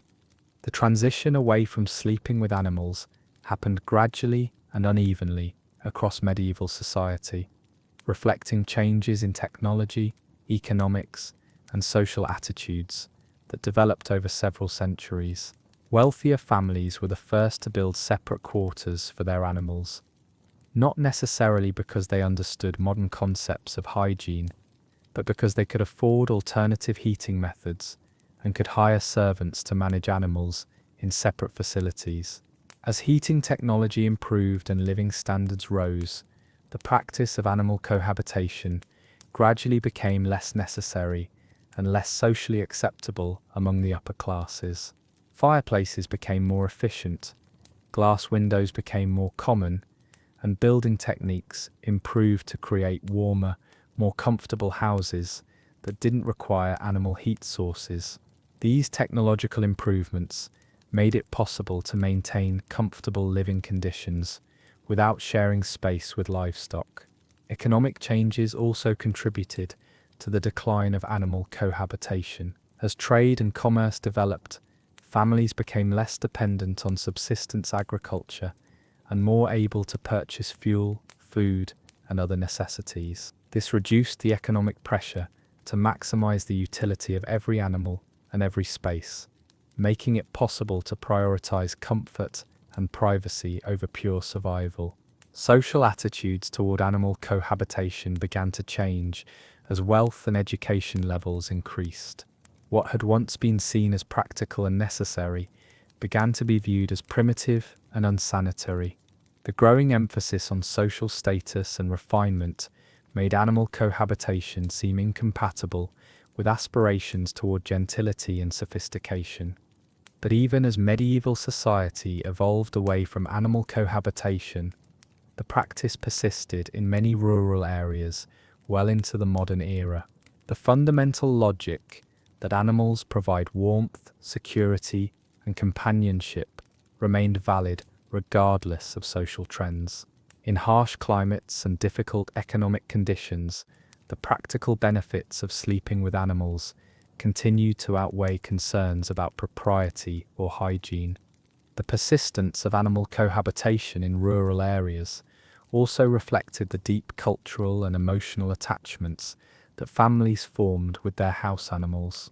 These relationships often lasted for years or even decades, creating bonds that went far beyond simple economic utility. Families that had successfully managed mixed-species households for generations were often reluctant to abandon practices that had proven effective and meaningful.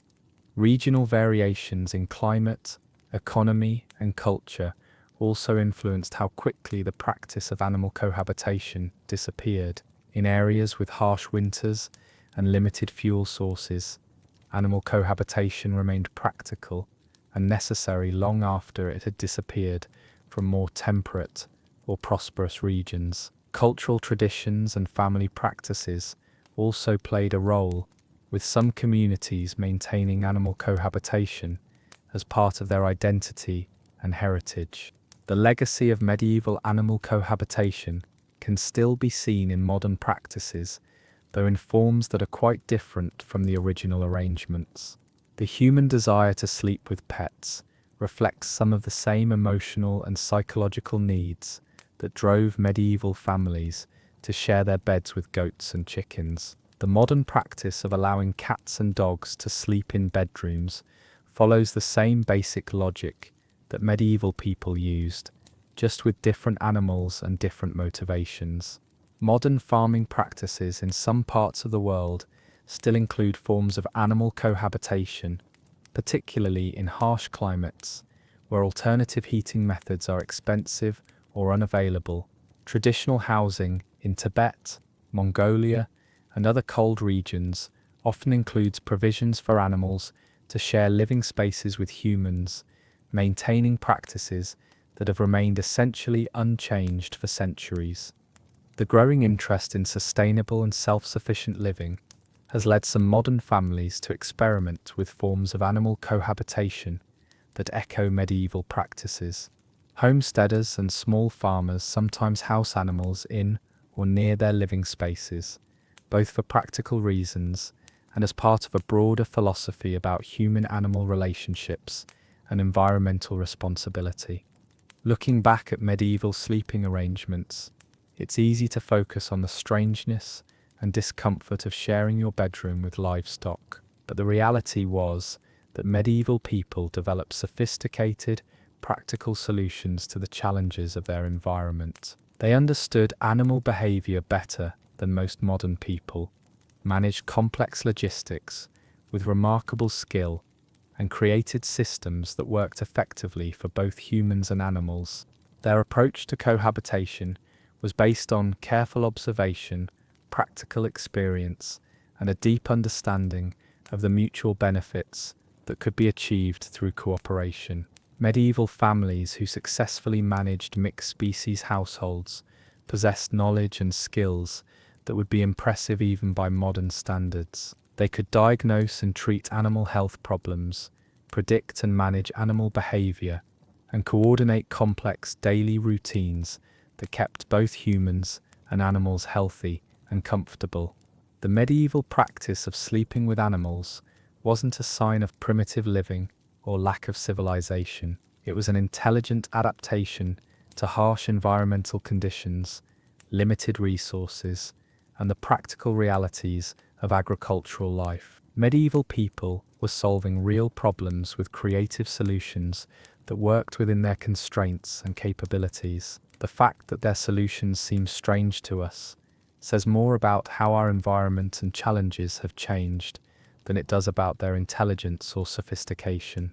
The success of these arrangements depended on knowledge, skill, and careful attention to detail that represented the accumulation of generations of experience. Medieval families who excelled at animal cohabitation weren't just lucky, they were skilled practitioners of a complex set of techniques that required understanding of animal behavior, human psychology, practical engineering, and resource management. These were sophisticated people, making intelligent decisions based on their circumstances and available options.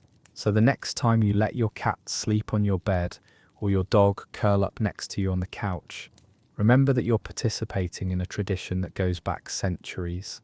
You're just doing it with better heating, more comfortable furniture, and animals that are specifically bred for companionship rather than survival.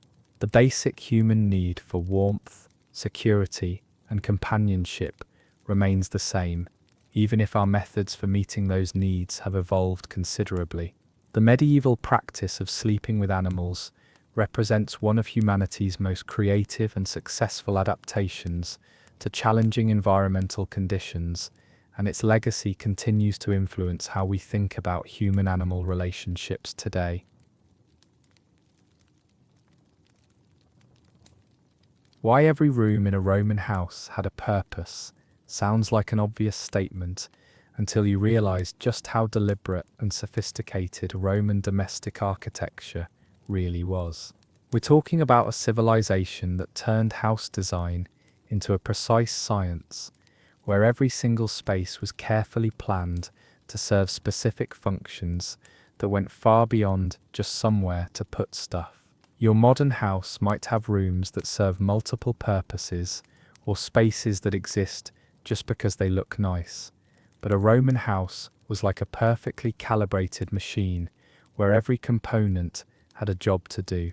Picture yourself as a wealthy Roman citizen in the 1st century AD, standing in front of your domus in Pompeii. From the street, your house doesn't look like much. Just a blank wall with a single door, maybe some small windows up high. This isn't an accident. Roman houses were designed to be completely private from the outside world, presenting a fortress-like face to the street, while hiding elaborate interior spaces that were carefully organized around specific activities and social functions. The moment you step through that front door, you enter the throat of the house. This isn't just a hallway, it's a carefully designed transition space that serves multiple critical functions.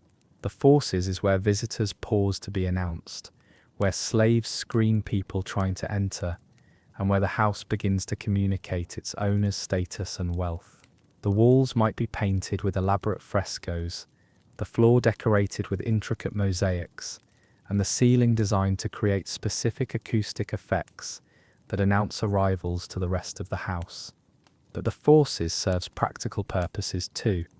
It's positioned to control airflow into the house, creating a natural ventilation system that draws cool air from the street. The dimensions are carefully calculated to accommodate the specific types of activities that happen there, wide enough for groups of visitors, long enough to provide privacy for conversations, and tall enough to create the proper sense of grandeur. Roman architects understood that first impressions mattered, and the forces was their opportunity to set the tone for everything that followed. From the forces, you enter the atrium, and this is where Roman domestic architecture gets really interesting. The atrium isn't just a fancy living room, it's the heart of the Roman house, designed to serve as a reception area, business center, religious shrine, and status display, all rolled into one.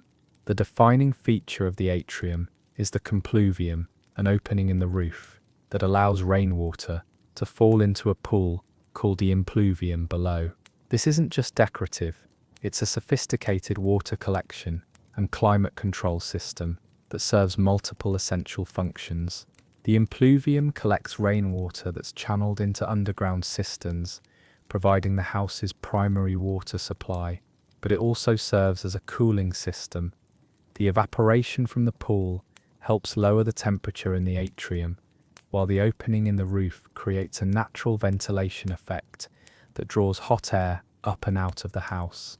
The sound of water trickling into the impluvium provides a constant, soothing background noise that masks conversations and creates a sense of tranquility. The atrium is also where the family's lararium is located, a shrine to the household gods that serves both religious and social functions. Daily offerings are made here, family ceremonies are conducted, and the lararium serves as a constant reminder of the family's piety and traditional values.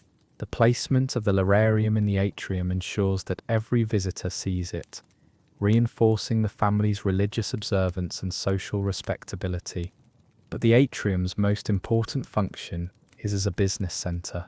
This is where the paterfamilias conducts his morning salutatio, receiving clients, conducting business, and managing his various social and economic relationships. The space is designed to accommodate these activities, with specific areas for different types of interactions. Clients might wait in one section, while business associates are received in another, and the whole space is arranged to reinforce the owner's authority and status. The furniture in the atrium is carefully selected and positioned to support these activities. There might be a small table for conducting business, chairs arranged to facilitate conversation, and storage areas for documents and records. But the most important elements are often architectural: the quality of the wall paintings, the sophistication of the floor mosaics, and the overall design aesthetic that communicates the owner's wealth and taste. Leading off from the atrium are the cubia, the bedrooms that serve functions far more complex than just sleeping. Roman bedrooms were private spaces in a house that was otherwise largely public, making them essential refuges for family members who needed time away from the constant social performance of Roman domestic life. But each cubioan was designed for specific occupants and specific activities, creating a hierarchy of privacy and comfort that reflected the family's social structure. The master bedroom, usually located in the most private part of the house, was designed not just for sleeping, but for intimate conversations, private meetings, and personal activities that couldn't be conducted in public spaces.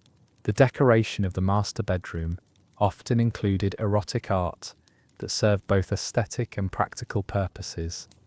These images weren't just decorative, but were believed to promote fertility and protect the marriage bed from evil influences. Children's bedrooms were smaller and less elaborate, but they were still carefully designed to serve the specific needs of young people. The decoration might include educational themes or moral lessons, while the furniture was sized and arranged to accommodate both sleeping and studying.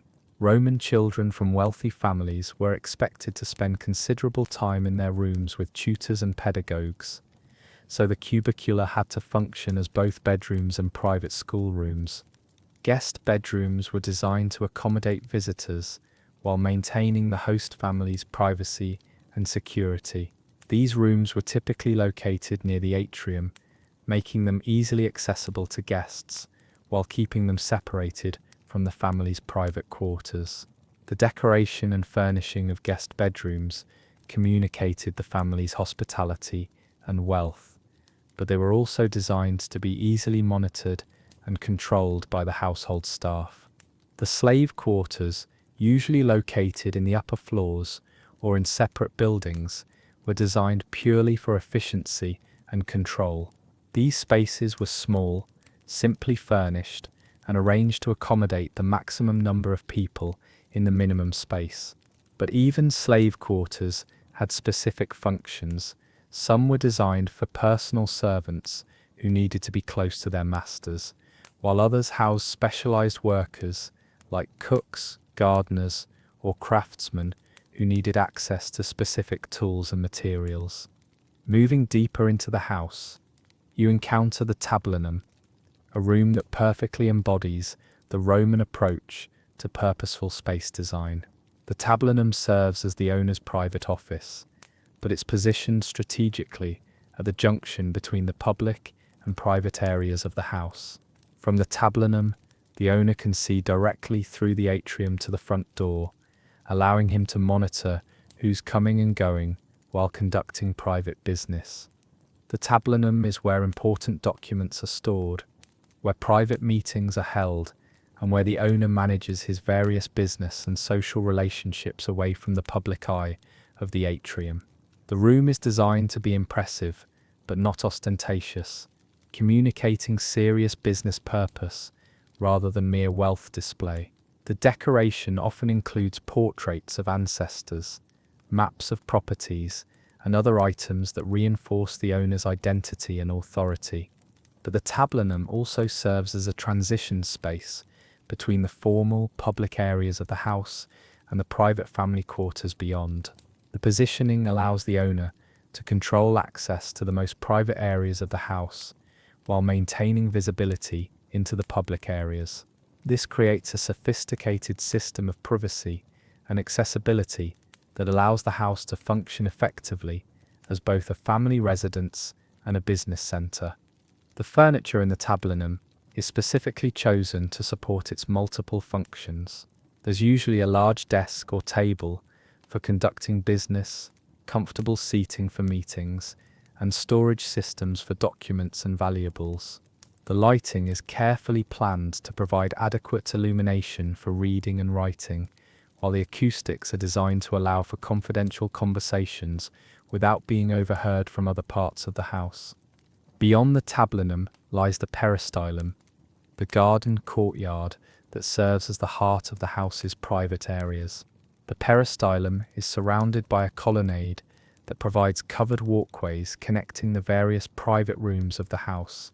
But this isn't just a pretty garden, it's a sophisticated environmental control system that manages temperature, humidity, and air quality throughout the house. The garden in the peristylum is carefully designed to serve multiple functions. Aromatic herbs and flowers provide pleasant scents that mask less pleasant odors from cooking, bathing, and other household activities. Fruit trees and vegetable gardens provide fresh food for the household, while decorative plants create a sense of natural beauty and tranquility. Water features, fountains, pools, and channels provide cooling and humidity control, while creating pleasant sounds that mask noise from the busy streets outside. The colonnade around the peristylum creates covered outdoor space that can be used for various activities depending on the weather and season. During hot summer days, the colonnade provides shade and cooling breezes, while during winter, the covered areas can be used for activities that require protection from rain and wind.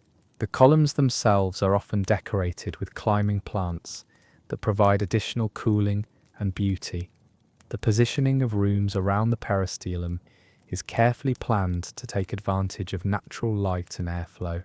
Morning rooms are positioned to catch the early sun, while afternoon spaces are arranged to avoid the harsh heat of the midday sun. Evening entertainment areas are positioned to take advantage of cooling breezes and pleasant views of the garden as the sun sets.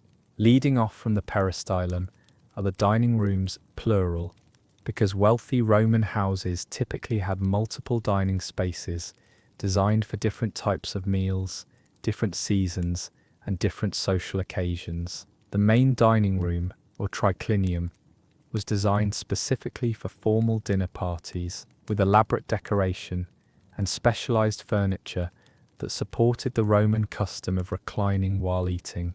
The triclinium was arranged around 3 dining couches that could accommodate up to 9 people in a specific seating arrangement that reflected social hierarchies and relationships.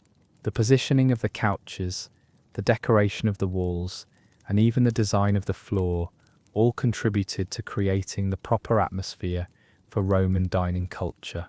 The room was designed to showcase the host's wealth and sophistication while providing a comfortable environment for the elaborate meals that were central to Roman social life.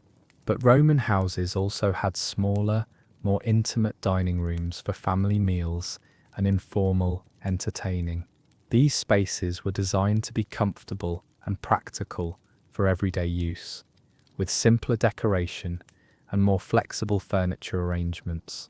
The positioning of these rooms took advantage of natural light and airflow, creating pleasant environments for daily meals and casual conversation.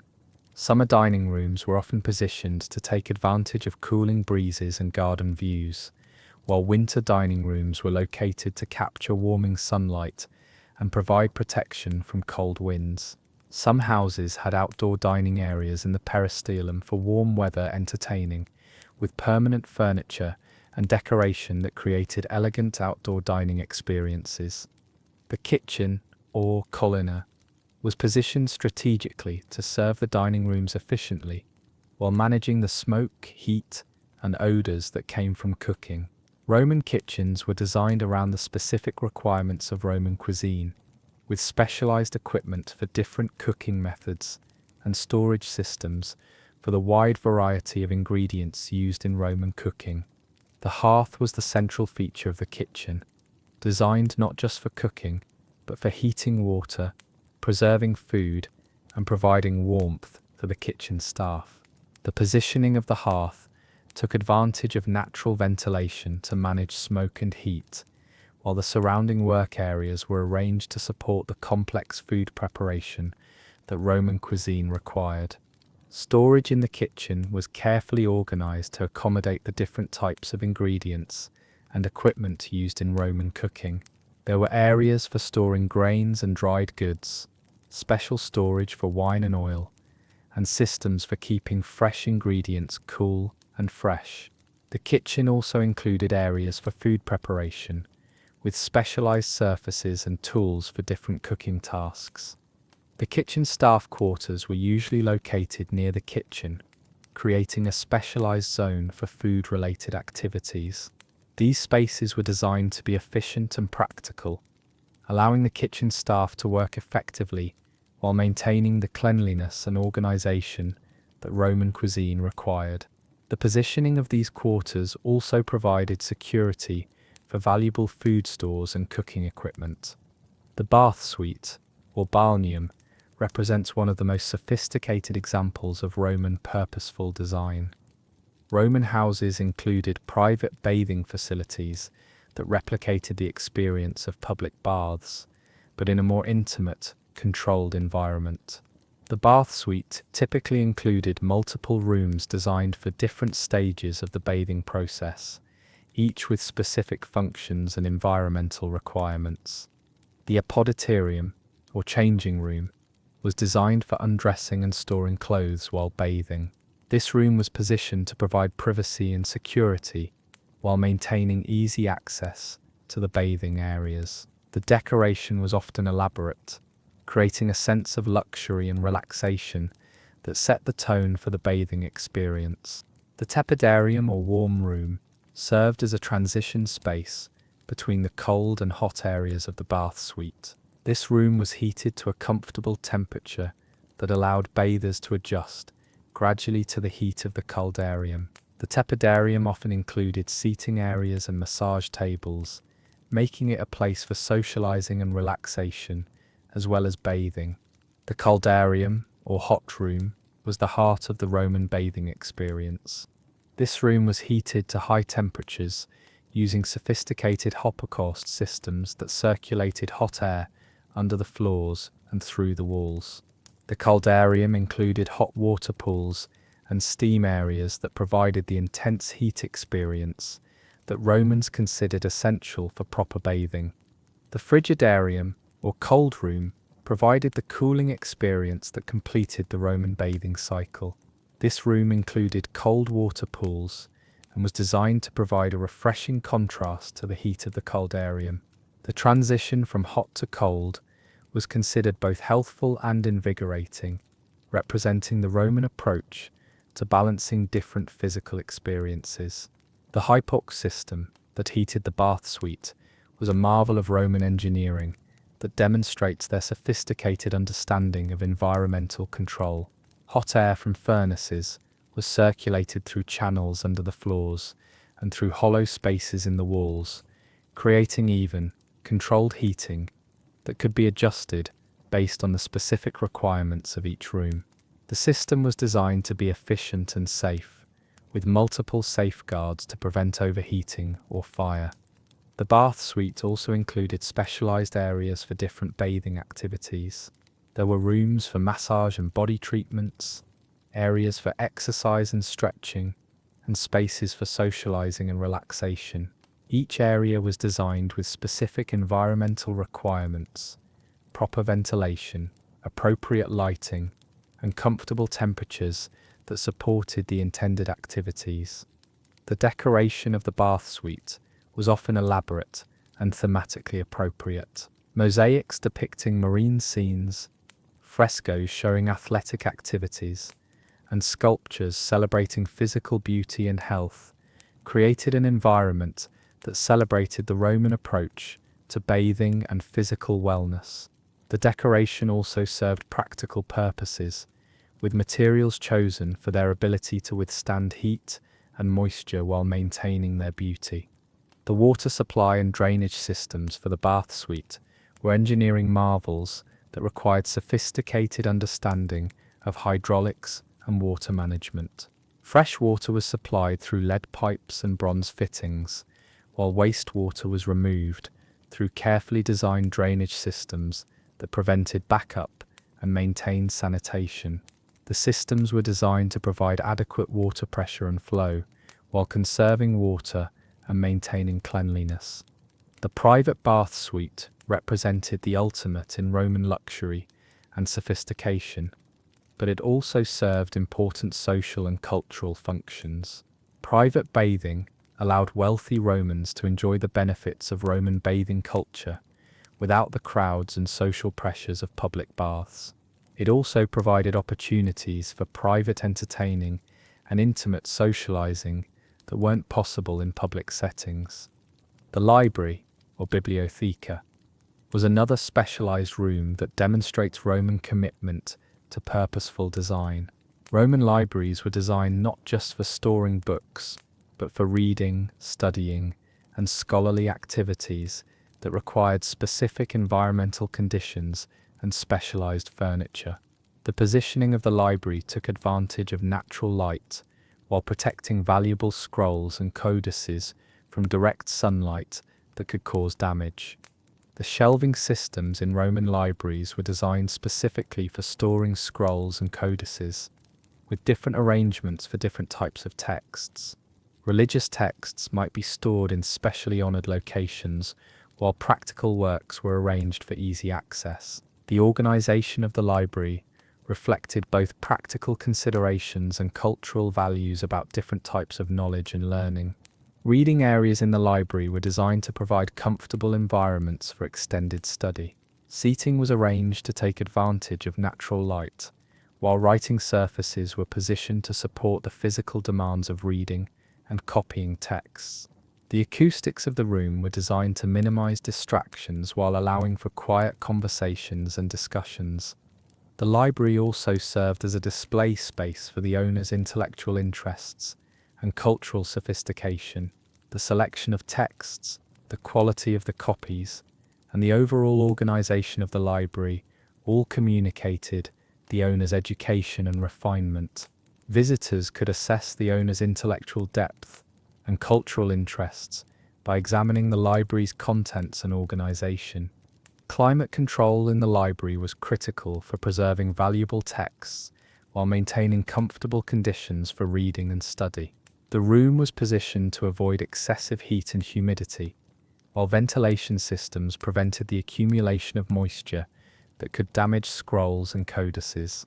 Special storage areas protected the most valuable texts from environmental damage while keeping them accessible for regular use. The workshop areas, or officinae, were designed for various craft and manufacturing activities that supported the household's needs and potentially provided income. These spaces were equipped with specialized tools and equipment for different types of work, from textile production to metalworking to food processing. The positioning of workshop areas took advantage of natural light and ventilation, while managing the noise, odors, and other impacts of manufacturing activities. Textile workshops were common in Roman houses, designed for spinning, weaving, and garment production. These areas included specialized equipment like looms and spinning wheels, along with storage systems for raw materials and finished products. The positioning of textile workshops took advantage of good natural light, while providing comfortable working conditions for the often lengthy processes involved in textile production. Metal working areas were designed for producing and repairing metal objects used in the household. These workshops included forges, anvils, and specialized tools for different metalworking techniques. The positioning of metalworking areas took advantage of natural ventilation to manage heat and fumes, while providing safe working conditions for potentially dangerous activities. Food processing areas were designed for preserving, preparing, and storing food beyond the basic cooking activities of the kitchen. These spaces might include areas for smoking meat, pressing oil, fermenting wine, and other specialized food preparation activities. The positioning of food processing areas took advantage of natural conditions while managing the odors and other impacts of food preservation activities. The storage systems throughout Roman houses were designed with remarkable sophistication, taking advantage of natural conditions to preserve different types of goods while maintaining easy access for daily use. Granaries were positioned to take advantage of natural airflow while protecting stored grains from moisture and pests. Wine cellars were located in areas that maintained consistent cool temperatures while providing proper ventilation for aging wines. Oil storage areas were designed to maintain the quality of olive oil and other oils used in cooking and lighting. These spaces took advantage of natural conditions that prevented spoilage while maintaining easy access for daily use. The positioning of oil storage areas also considered fire safety, keeping flammable materials away from heat sources and providing adequate ventilation to prevent the accumulation of flammable vapors. Textile storage areas were designed to protect valuable fabrics and clothing from moisture, insects, and other forms of damage. These spaces often included special chests and storage systems that provided protection while allowing for easy access and organization. The positioning of textile storage areas took advantage of natural conditions that prevented mold and mildew while maintaining proper ventilation. The servant areas throughout Roman houses were designed to support the complex activities required to maintain wealthy households while maintaining proper social hierarchies and working conditions. These spaces were positioned to provide efficient access to the areas where servants worked while maintaining appropriate separation from family areas. The porter's lodge, located near the front entrance, was designed to control access to the house while providing comfortable working conditions for the slave or freedman who managed visitors and deliveries. This space included areas for the porter to rest and eat while maintaining constant vigilance over the house's security. The positioning of the porter's lodge provided clear views of the street while maintaining privacy for the house's interior.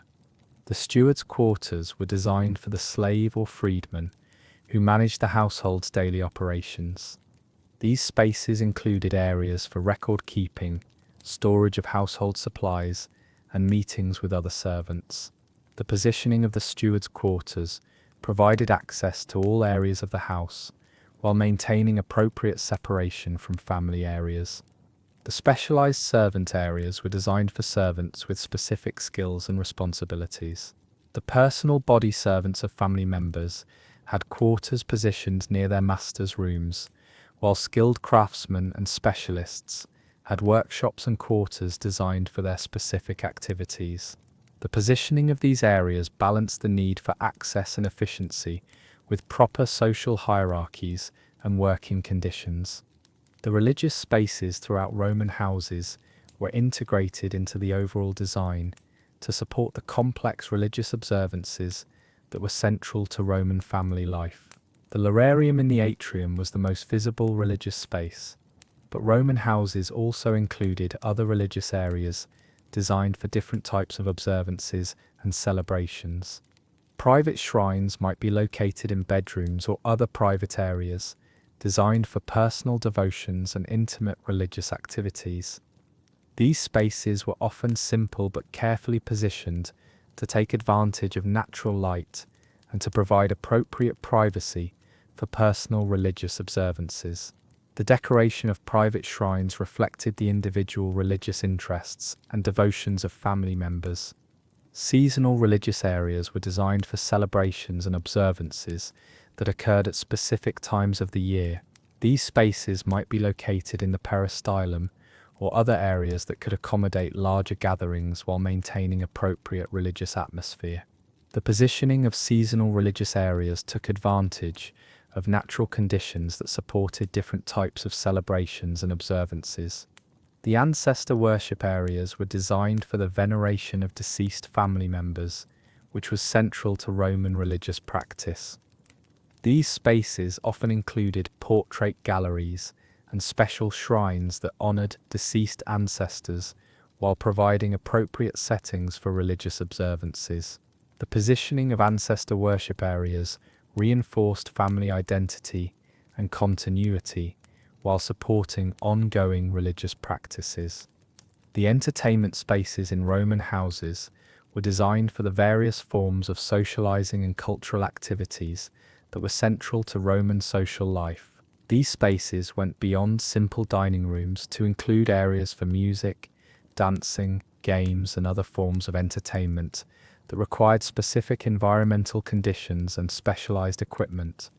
Music rooms were designed with specific acoustic properties that enhanced musical performance while providing comfortable environments for both performers and audiences. These spaces might include specialized seating arrangements, storage for musical instruments, and decoration that celebrated musical culture.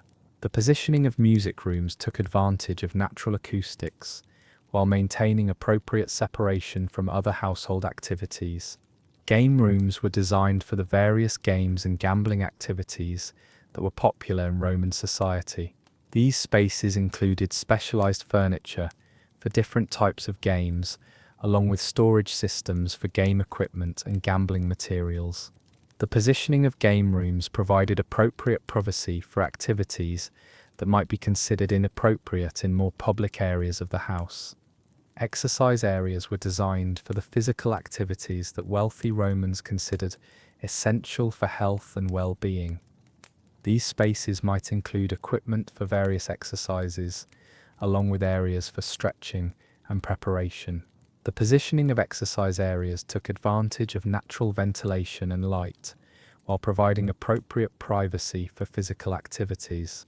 The security systems integrated throughout Roman houses were designed to protect the household's residents, property, and privacy, while maintaining the social functions that were central to Roman domestic life. These systems went beyond simple locks and barriers to include sophisticated arrangements that provided multiple layers of security and control. The entrance security system began with the blank exterior walls and controlled access through the single front door. The forces served as a checkpoint where visitors could be screened and announced, while the porter's lodge provided constant monitoring of access to the house. The positioning of these security elements provided effective control while maintaining the social accessibility that wealthy Romans required. The internal security systems were designed to control access to different areas of the house based on social hierarchies and family privacy needs. The positioning of rooms and corridors created natural barriers that separated public areas from private family quarters, while specialized areas for servants and slaves maintained appropriate social separation. The valuable storage security systems were designed to protect the household's wealth and important possessions while maintaining easy access for daily use. These systems included specialized storage areas with enhanced security measures, along with positioning that allowed for monitoring and control by trusted household members.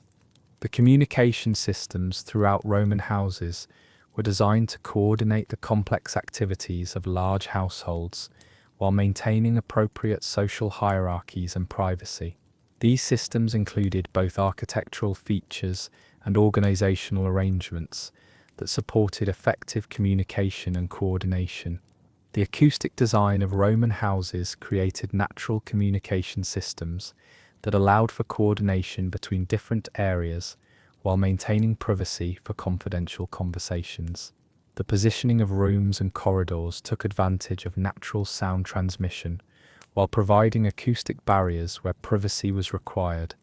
The visual communication systems were designed to allow for monitoring and coordination through sight lines and visual cues. The positioning of rooms and openings provided clear views of important areas while maintaining appropriate privacy for family activities. The use of mirrors and other reflective surfaces enhanced visual communication while adding to the overall aesthetic of the house. The organizational communication systems were designed around the household's social hierarchy and daily routines. These systems included regular meetings, reporting procedures, and coordination mechanisms that ensured effective management of the household's complex activities while maintaining appropriate social relationships. The seasonal adaptation systems throughout Roman houses were designed to accommodate the changing environmental conditions and social activities that varied throughout the year. These systems included both architectural features and organizational arrangements that allowed the house to function effectively in different seasons and weather conditions. The summer adaptation systems were designed to manage heat and provide cooling during the hottest months of the year. These systems included natural ventilation arrangements, water features for cooling, and positioning of activities to take advantage of cooler areas and times of day. The use of lighter fabrics and furnishings provided additional comfort during hot weather.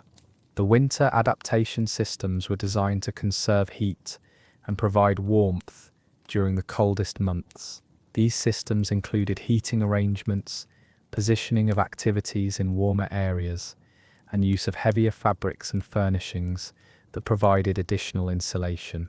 The closing of openings and adjustment of ventilation systems helped maintain comfortable temperatures during cold weather.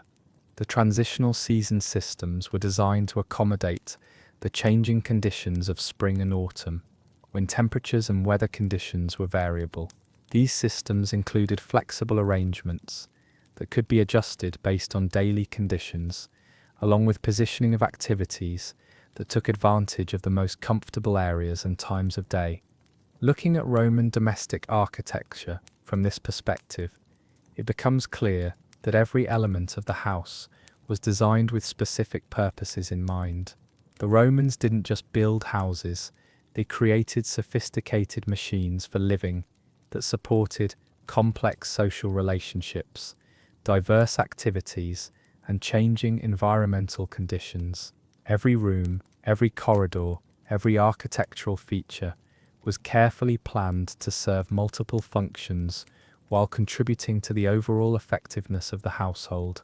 The sophistication of Roman domestic design reflects their understanding that houses weren't just shelters, but complex social, economic, and cultural institutions that required careful planning and management. The success of Roman houses in supporting the elaborate lifestyle of wealthy Roman families demonstrates the effectiveness of their approach to purposeful design and functional architecture. Modern architects and designers continue to study Roman domestic architecture for insights into creating spaces that serve multiple functions while maintaining beauty and comfort. The Roman approach to purposeful design offers valuable lessons about the importance of understanding how spaces will actually be used and ensuring that every element of a design contributes to the overall effectiveness of the environment. The legacy of Roman domestic architecture can be seen in modern approaches to residential design that emphasize functionality, environmental control, and social interaction. While our lifestyles and technologies have changed dramatically since Roman times, the basic principles of purposeful design that the Romans developed continue to influence how we think about creating effective living spaces. What it was like to learn the alphabet. in a 1400 schoolroom was an experience that would horrify modern parents and probably traumatize most children today. We're talking about an era when education was considered a form of warfare against the natural wickedness of children, where learning your letters might literally involve physical pain, and where the classroom atmosphere was closer to military boot camp than anything resembling modern pedagogy. Your typical day of alphabet instruction began before dawn and involved techniques that would make medieval torture chambers seem friendly by comparison. Picture yourself as a 7-year-old child in 1480, living in a moderately prosperous merchant family in London. Your father has decided that you need to learn to read and write, not because he believes in the joy of learning, but because literacy is becoming increasingly important for business success. This decision will change your life completely, and not necessarily in ways you'll appreciate at the time. Your educational journey begins when your parents deliver you to the local song school, which, despite its name, isn't particularly musical. The building is typically a single room attached to a church, with thick stone walls, tiny windows that barely let in any light, and an atmosphere that's part classroom, part monastery, part prison. The room smells like unwashed bodies, stale bread, smoking tallow candles, and the sharp scent of fear that seems to permeate every surface. The schoolmaster, usually a cleric who may or may not actually want to teach children, rules this domain with absolute authority and a selection of implements designed to inflict pain. His most important tool isn't a book or a slate, it's his birch rod, a bundle of thin wooden switches that he uses to encourage learning through strategic application to students' hands, backs, and legs. The mere sight of this instrument creates a Pavlovian response in students who've been there more than a few days. Your first encounter with the alphabet doesn't involve cheerful songs or colourful pictures. Instead, you're presented with a hornbook, a piece of parchment, or paper mounted on a wooden paddle and covered with a thin sheet of transparent horn to protect the writing. The hornbook contains the alphabet, some basic syllables, and the Lord's Prayer, but it's not designed to be engaging or entertaining. It's a utilitarian tool that represents the bare minimum of information needed to begin the torturous process of learning to read. The alphabet on your hornbook looks nothing like modern letters. Medieval scribes used various forms of Gothic script that made letters look like tiny architectural monuments rather than simple symbols. The letterer might have elaborate flourishes and decorative elements that make it barely recognizable, while Gids and Kur could be so ornate that distinguishing between them requires careful study. Each letter is a complex visual puzzle that must be memorized not just for its sound, but for its various forms and decorative possibilities. Learning begins with recitation, and medieval recitation was a full contact sport. Students would chant the alphabet in unison, but this wasn't gentle singing, it was aggressive, rhythmic shouting, designed to drill the letters into students' minds through pure repetition and volume. The schoolmaster would lead this chanting, with a combination of vocal commands and physical gestures, creating an atmosphere that was part religious ceremony, part military drill. BC. The class would shout, and if your voice wasn't loud enough, if you seemed to be lagging behind, if you appeared to be daydreaming, the birch rod would remind you to pay attention. The physical aspect of this learning was crucial. Mad medieval educators believed that knowledge had to be literally beaten into children's bodies, and that physical discomfort was necessary to create lasting memories. The process of learning individual letters was painstakingly slow and methodical. You wouldn't just learn that it made an AA sound, you'd learn the letter's complete identity, including its position in the alphabet, its numerical value, A equals sign 1, B equals sign 2, etc. Its religious significance, A for alpha, the beginning of all things, and its various written forms. Each letter was treated like a complete character with its own personality and attributes that had to be memorized and understood. Medieval educators used mnemonic devices that seem bizarre by modern standards.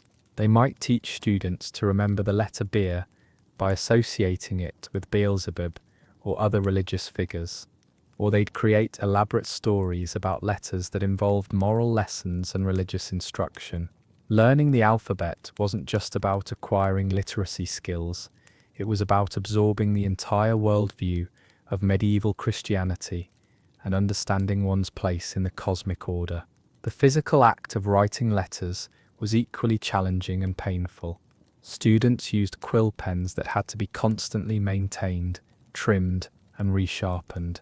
The ink was made from materials like oak galls, iron, and wine, creating a substance that was expensive, prone to spilling, and capable of staining everything it touched.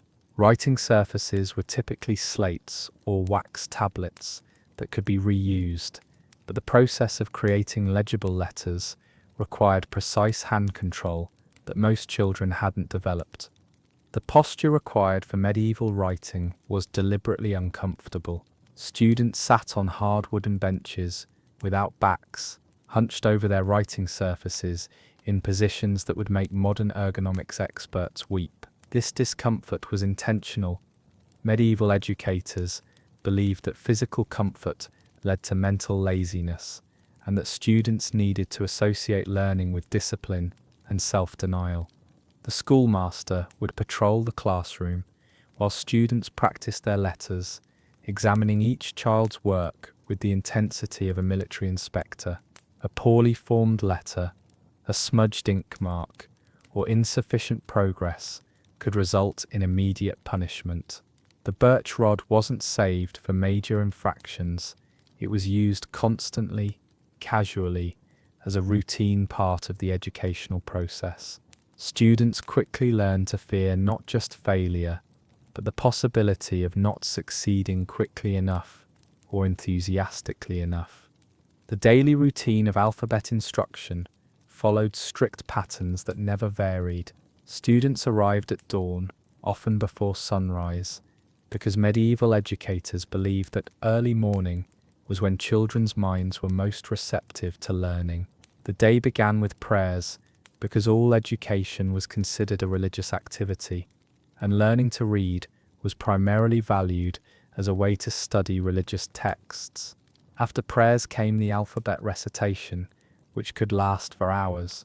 Students would chant their way through the letters repeatedly, with variations and combinations designed to reinforce memory. They might recite the alphabet forward and backward, skip every other letter, or combine letters with numbers and religious phrases. The goal was to make the alphabet so familiar that students could recall it instantly under any circumstances, including the stress of potential punishment. The teaching methods used in medieval classrooms would be considered child abuse by modern standards, but they reflected contemporary beliefs about child psychology and learning.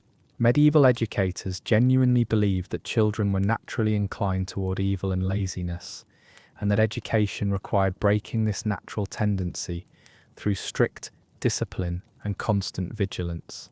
The birch rod wasn't seen as cruel, it was viewed as essential medicine for corrupt young souls. Physical punishment was systematic and graduated. A first offence might result in a sharp rap across the knuckles, while repeated failures could lead to beatings that left marks and bruises. Students were expected to accept these punishments gratefully, understanding that they were receiving necessary correction for their moral and intellectual failings. Complaining about punishment or showing reluctance to accept it could result in even more severe consequences. The social dynamics of the medieval classroom created additional layers of stress and competition. Students were constantly compared to each other, with successful learners receiving privileges and recognition while struggling students faced public humiliation and increased punishment. This competitive environment was designed to motivate learning through fear of social failure as well as physical pain. Older students were often used as monitors and assistants, creating hierarchies within the classroom that mirrored the broader social structures of medieval society. A student who had successfully mastered the alphabet might be given authority over newer students, with permission to correct and even physically punish younger children who were still struggling with their letters. This system created complex social dynamics, where students had to navigate relationships with both authority figures and peers. The memorization techniques used in medieval alphabet instruction were sophisticated, even if they seem harsh by modern standards. Students learned to associate letters with physical movements, creating kinesthetic memory links that reinforced visual and auditory learning. They might trace letters in the air while reciting them, or tap out rhythms that corresponded to different letter combinations. Religious associations were crucial to medieval alphabet instruction. Each letter was connected to religious concepts, biblical figures, or moral lessons that gave the alphabet deeper meaning beyond simple sound symbol correspondence. Students learned that mastering the alphabet was part of their spiritual development, and that literacy was a gift from God that came with moral responsibilities. The materials used in medieval alphabet instruction were precious and had to be treated with extreme care. Parchment was expensive and couldn't be wasted, so students typically practiced on reusable surfaces like wax tablets or slates. When students were finally allowed to write on actual parchment, it was a significant milestone that came with enormous pressure to avoid mistakes. The inks and writing implements used in medieval schools were constantly problematic. Quill pens required constant maintenance and skill to use effectively, and the homemade inks were prone to fading, running, or staining. Students had to learn not just how to form letters, but how to manage their tools and materials to produce acceptable results. A student who consistently ruined materials through carelessness or poor technique faced not just academic consequences, but potential expulsion from school. The progression from alphabet to actual reading was slow and methodical, with each stage requiring complete mastery before advancement was allowed. Students might spend months just learning to recognize and write individual letters before being allowed to attempt simple syllables. The syllable stage involved learning standard combinations like ba, bi, ba, ba, which were practiced with the same intensive repetition and physical discipline used for individual letters. The religious content of early reading materials meant that alphabet instruction was inseparable from moral and spiritual education. Students weren't just learning to decode symbols, they were absorbing the fundamental beliefs and values of medieval Christian society. The Lord's Prayer, which appeared on most horn books, served as both reading practice and religious instruction, reinforcing the connection between literacy and spiritual development. The assessment methods used in medieval alphabet instruction were harsh and unforgiving. Students were expected to demonstrate perfect recall and flawless execution under pressure, often while being questioned aggressively by the schoolmaster. A student who hesitated, made mistakes, or showed uncertainty could expect immediate punishment and additional drilling until perfection was achieved. Public recitation was a common form of assessment that added social pressure to the already stressful learning environment. Students would be called upon to recite the alphabet or demonstrate their writing skills in front of the entire class, with mistakes resulting in public humiliation as well as physical punishment. This created enormous anxiety around learning activities that should have been positive experiences. The physical environment of the medieval classroom was deliberately austere and uncomfortable. The stone walls were bare, except for religious symbols. The furniture was minimal and hard, and the lighting was deliberately dim to discourage distraction and create a serious, focused atmosphere. Students were expected to concentrate intensely, despite physical discomfort and environmental challenges that would make learning difficult under the best circumstances. Temperature control was non-existent in most medieval classrooms, meaning students had to learn their letters while dealing with freezing cold in winter or stifling heat in summer. The windows were small and set high in the walls, creating lighting conditions that made detailed work difficult and eye strain common. Students often had to share limited light sources, creating additional competition and potential conflict. The daily schedule of medieval alphabet instruction was grueling by modern standards. Classes began before dawn and continued until well after dark, with only brief breaks for meals and prayers. Students were expected to maintain concentration and enthusiasm throughout these long days, despite physical discomfort, emotional stress, and the constant threat of punishment. The social class implications of alphabet instruction created additional pressures for students from different backgrounds. Wealthy students might have access to better materials and more lenient treatment, while poor students faced additional scrutiny and higher expectations for gratitude and submission. These class differences were openly acknowledged and reinforced through the educational process. The gender dynamics of medieval alphabet instruction varied by location and social class, but generally reflected broader societal attitudes about male and female roles.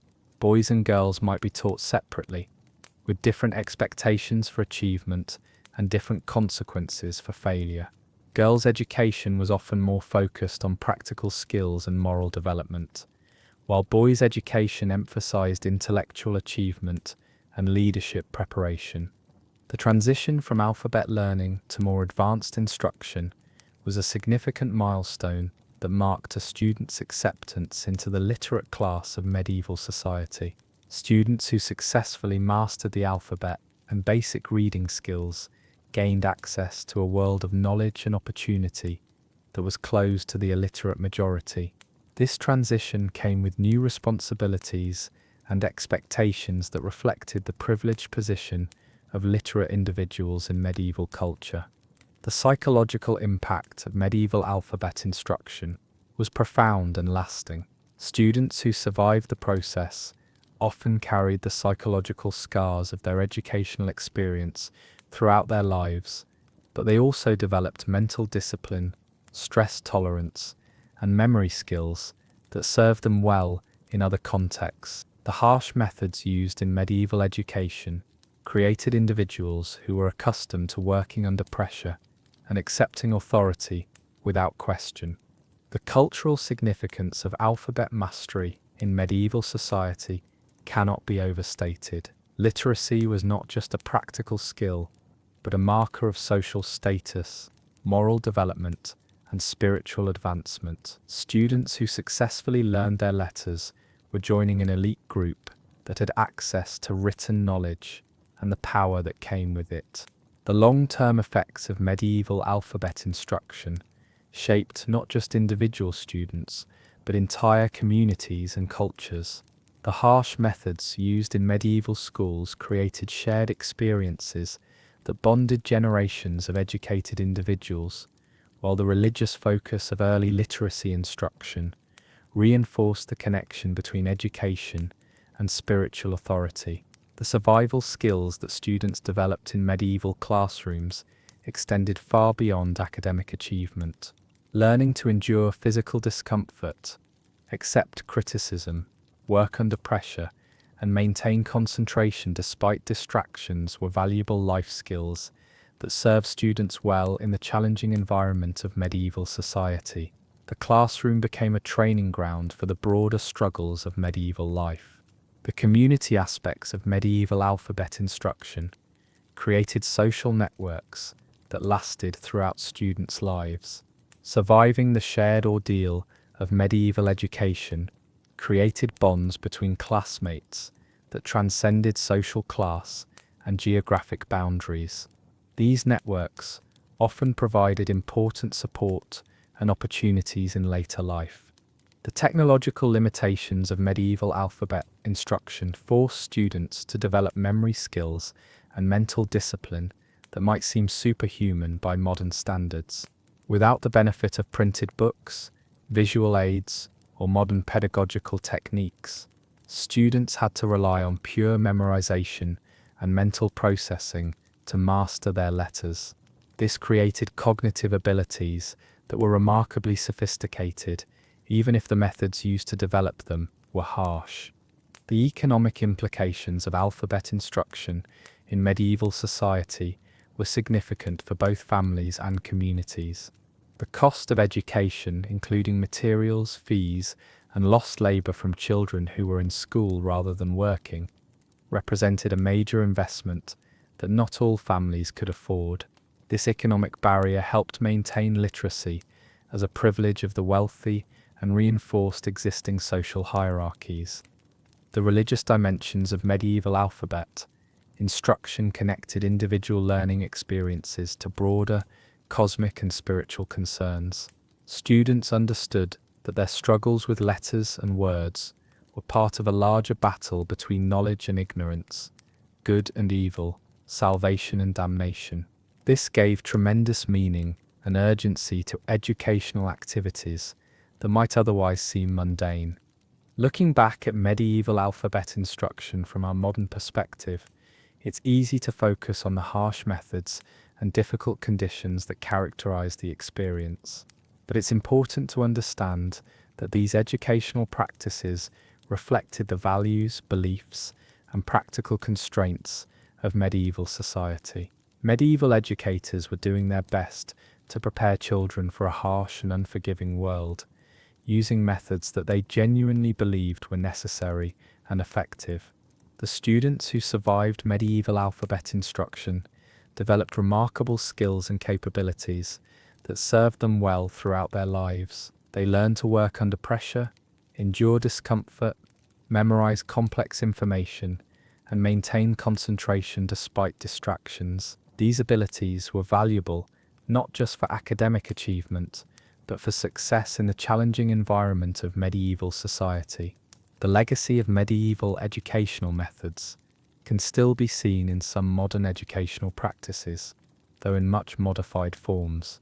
The emphasis on memorization, repetition, and discipline that characterized medieval alphabet instruction continues to influence educational approaches that prioritize mastery and retention over creativity and self-expression. The social and cultural functions of medieval alphabet instruction extended far beyond simple literacy training. The classroom served as a site for transmitting cultural values, establishing social hierarchies, and preparing students for their roles in medieval society. The harsh methods used in these classrooms reflected broader cultural attitudes about childhood, authority, and the nature of learning itself. Understanding medieval alphabet instruction helps us appreciate both how far educational methods have evolved and how some fundamental challenges of teaching and learning remain constant across centuries. The basic human needs for motivation, structure, and meaningful content that drove medieval educational practices continue to influence modern pedagogy, even if our methods for addressing these needs have changed dramatically.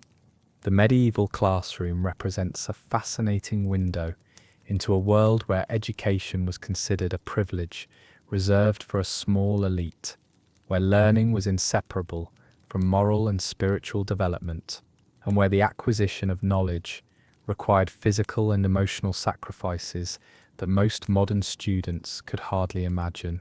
The 7-year-old child struggling to master the alphabet in a 1400 schoolroom was participating in a cultural tradition that connected individual achievement to cosmic significance, personal discipline to social advancement, and intellectual development to spiritual salvation.